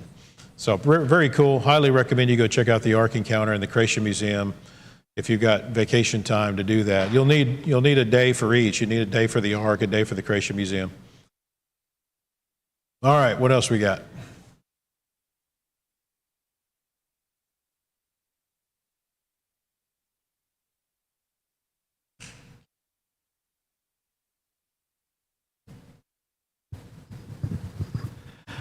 More comment than question. I'd just like to point out the inaccuracies of some of the dating processes that are used on the History Channel, or if you like, the pseudo History Channel, because it's very little history on it. But their show, The Curse of Oak Island, they refuse to use any of the dating, like carbon-14 datings or some of the uranium to lead dating, because they want their dating to be accurate. So they don't even use those. They use mostly dendrochronology for the tree rings, and also they just use technological advancements, like how they made the nails and how they would do that as their dating processes. So I thought it's interesting that the absence of these weird inaccurate dating are used. Yeah, which, by the way, so they're acknowledging the inaccuracy. But see, even dendrochronology, that's another dating method, an absolute dating method they use. And it also is based on uniformitarian thinking. They assume one ring forms every year when we have empirical evidence that indicates you can have more than one ring form in a single year if you have strange catastrophic conditions. And during the Ice Age, we would expect there to be multiple rings to be formed.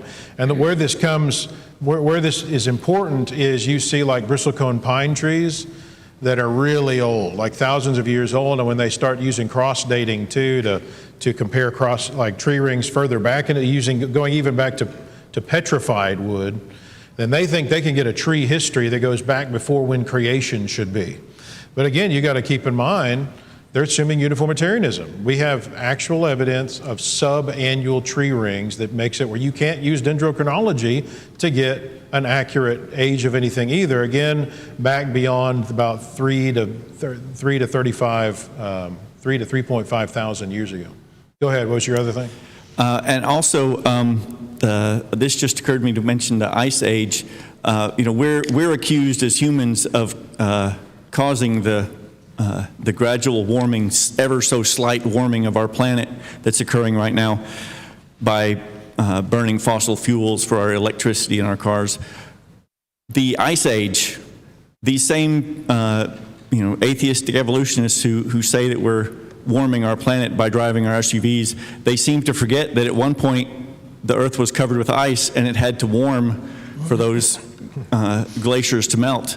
So they fail to explain, to even address why, what caused that warming. It certainly wasn't us. So I'm no expert on global warming, but I will tell you some about what I've studied on that with creation scientists. So there is evidence that the Earth is getting warmer. What hasn't been proven is how much humans have to do with that. That's really, in fact, there's evidence that the Earth's temperature is mirroring solar flares on the sun and so forth. It would have nothing to do with us. Number two, it hasn't been proven that even if humans are causing this to happen, whether it's a bad thing, because most people die from being too cold than being too warm. So why is it necessarily a bad thing? What creation scientists say is we're basically still recuperating from the Ice Age, and we're moving back towards a pre-flood climate.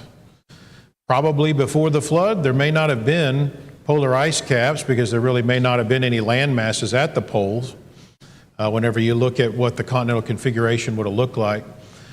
And so the existence of ice at the poles is more of a due to the Ice Age, which was caused by the flood. And so they would argue we're probably still recuperating from the flood. We're moving back to a pre-flood climate, and so what would be bad about that? Now, granted, if you live along the coast, you might not appreciate it, but in my opinion, our coasts could use a little bit of rinsing, really.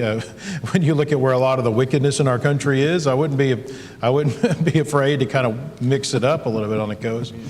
Bottom line is, I mean, you know, God wants us to be good stewards of His creation, and so He wouldn't want to intentionally do things that are going to make things difficult for our children and so forth. You know, He wants us to be conscientious of it.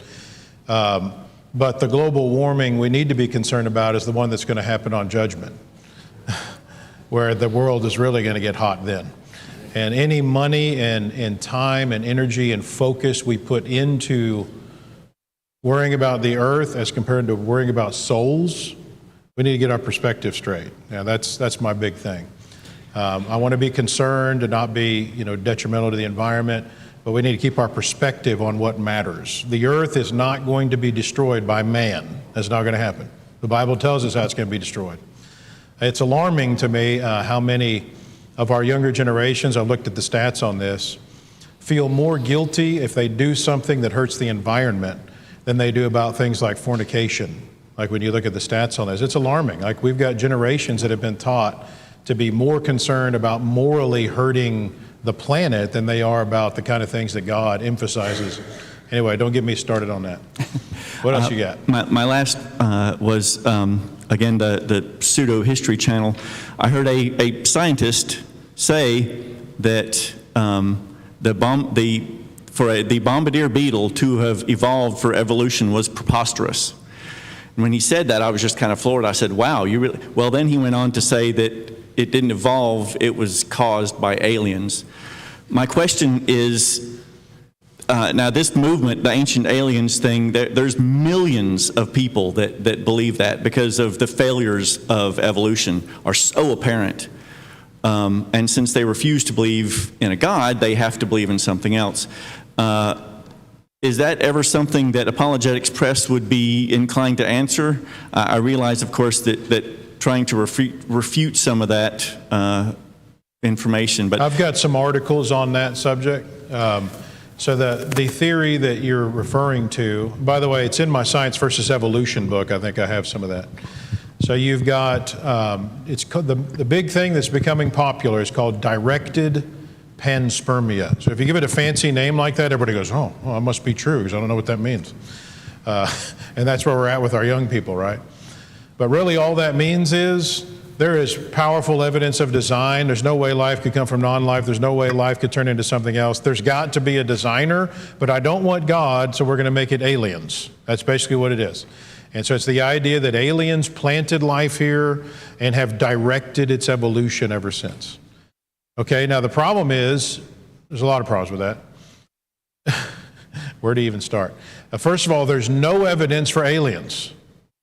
In fact, it's called, this is one of the falsifying problems for the Big Bang Theory and the young people that are here.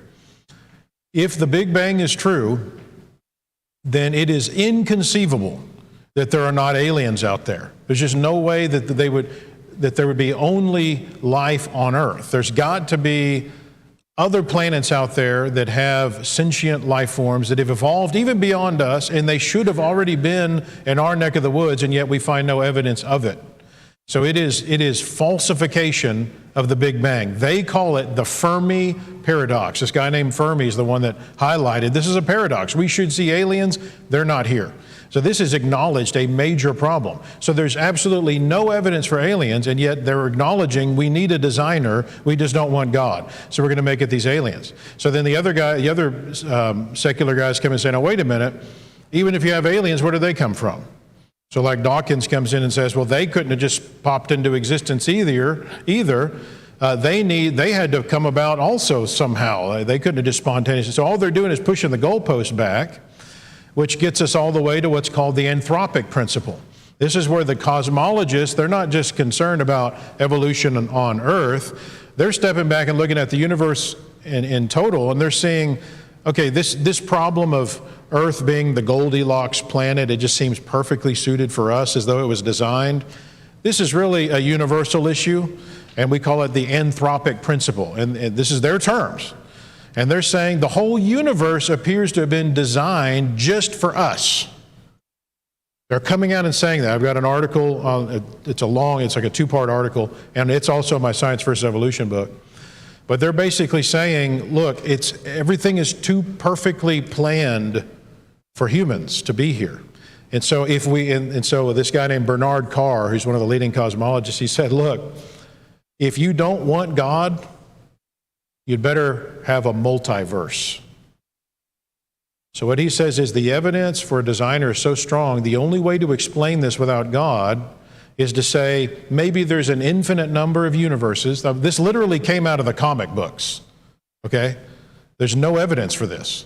But they so don't want God, they invented the multiverse, because if there's an infinite number of universes, then at least one of them is going to happen to be perfect for humans, and we just happen to be in that universe.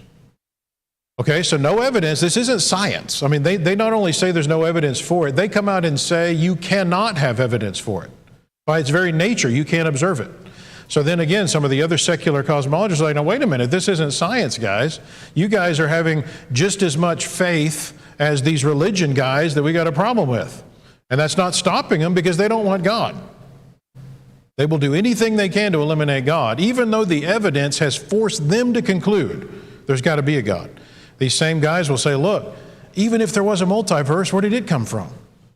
And so they're amongst themselves, they're debating this issue, and it's just so ironic to me that these same guys that have tried to tell us there is no God, we can explain everything without God, they're the very ones that have found the strongest evidence for God, but they refuse to accept it, which is what highlights to me this is not about evidence. Young people, this is not about evidence. It never is about the evidence, because the evidence will always point to the truth. The problem is there are people that refuse to accept the evidence for other reasons. And what you got to get to the bottom of is what is their real reason for not wanting to accept the evidence? That's where the problem lies. If you want to be able to help these people, you got to figure out, why are you unwilling to accept the evidence? Why are you being so irrational? And just to round that off, keep in mind that many people that are Bible believers misunderstand the nature of biblical faith.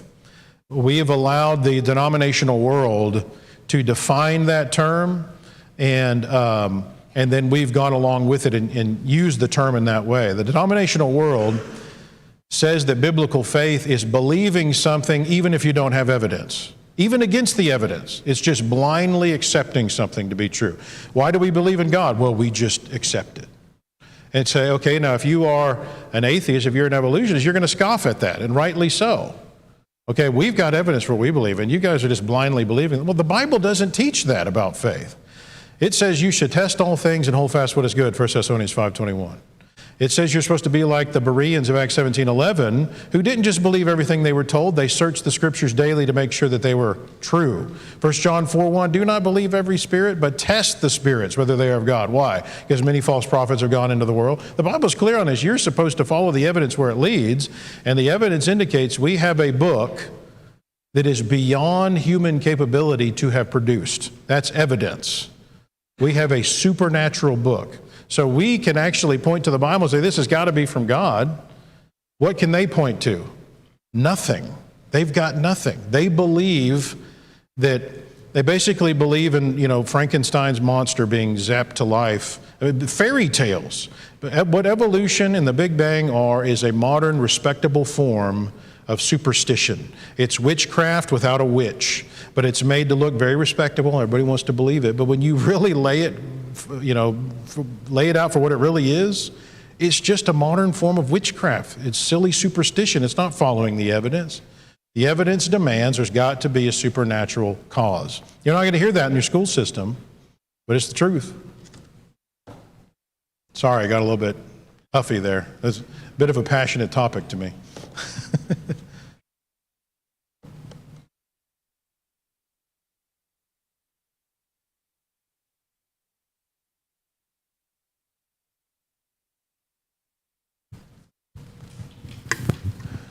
Can you address how the teaching of evolution in our public schools and colleges contributes to racism? To racism. How does evolution contribute to racism? Some of y'all probably know this. The actual title of Darwin's book, The Origin of Species, they don't really like to broadcast the full title of that because it's racist. It's On the Origin of Species or the Preservation of Favored Races. See, Darwin believed that we're still evolving as humans, and the Caucasian race had evolved to a superior level over the other races. And he believed that eventually the other races are going to die off because of natural selection. A lot of people don't realize evolution from the beginning was, in fact, Hitler took those ideas and put them into action in trying to exterminate those that he deemed to be unfit. So he was just following out that form. And if there's no God, why not? If there's no God, it's from the Bible that we see in Acts 17, God made from one man, one blood, everybody. We're all one. We have different characteristics that genetically have become dominant in certain areas based on how we cluster where we live and the genes that start getting pooled over there. And so over the years, the descendants of Shem, Ham, and Japheth split up, and they weren't really interacting much, and so certain traits became dominant. And what's amazing to me is when you start mixing them again, the variety that you start seeing. My adopted brother is half black and half white, and he married a girl who is half Asian, half white. See if I can find, I don't know if I can find these pictures in time to, but you should see their children. They've got 5 kids, and all 5 of them are so different. One of them looks just like a white kid. One of them looks like a Polynesian. One looks like American Indian. There's one that looks more black. I mean, just all this variety. In one generation, when you take the different pools of genetics and put them back together, which would have been more what it was like originally, you get an immense amount of variety in one generation. So racism is ridiculous from a scientific standpoint. It makes no sense. If you know anything about genetics, it's dumb. It's really just a ridiculous thing. Now, if you want to talk about differences in cultures, okay, where if a culture, starts doing something it shouldn't do, is it going to lead to bad things happening? Yeah, but that has nothing to do with race. It doesn't matter what skin color you are, any of that. It has nothing to do with any of that. It has to do with the more you model your home on what the Bible says, the greater it's going to be for you. It doesn't matter what your race is. This isn't a genetic thing. Anyway, it's another passionate topic to me. What else we got?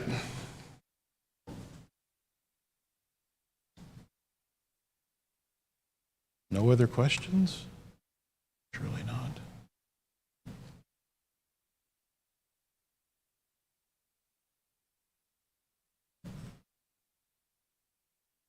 No other questions, huh?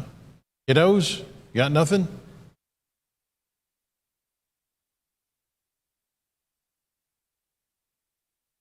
All right, well, I'll turn it back up to you guys.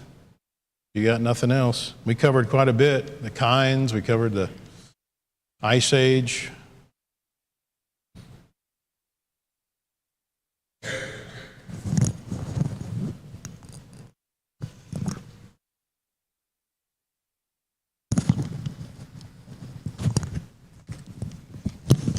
We want to thank Dr. Miller and his wife, Julie, for this Dinosaur Day presentation that they've done for us today.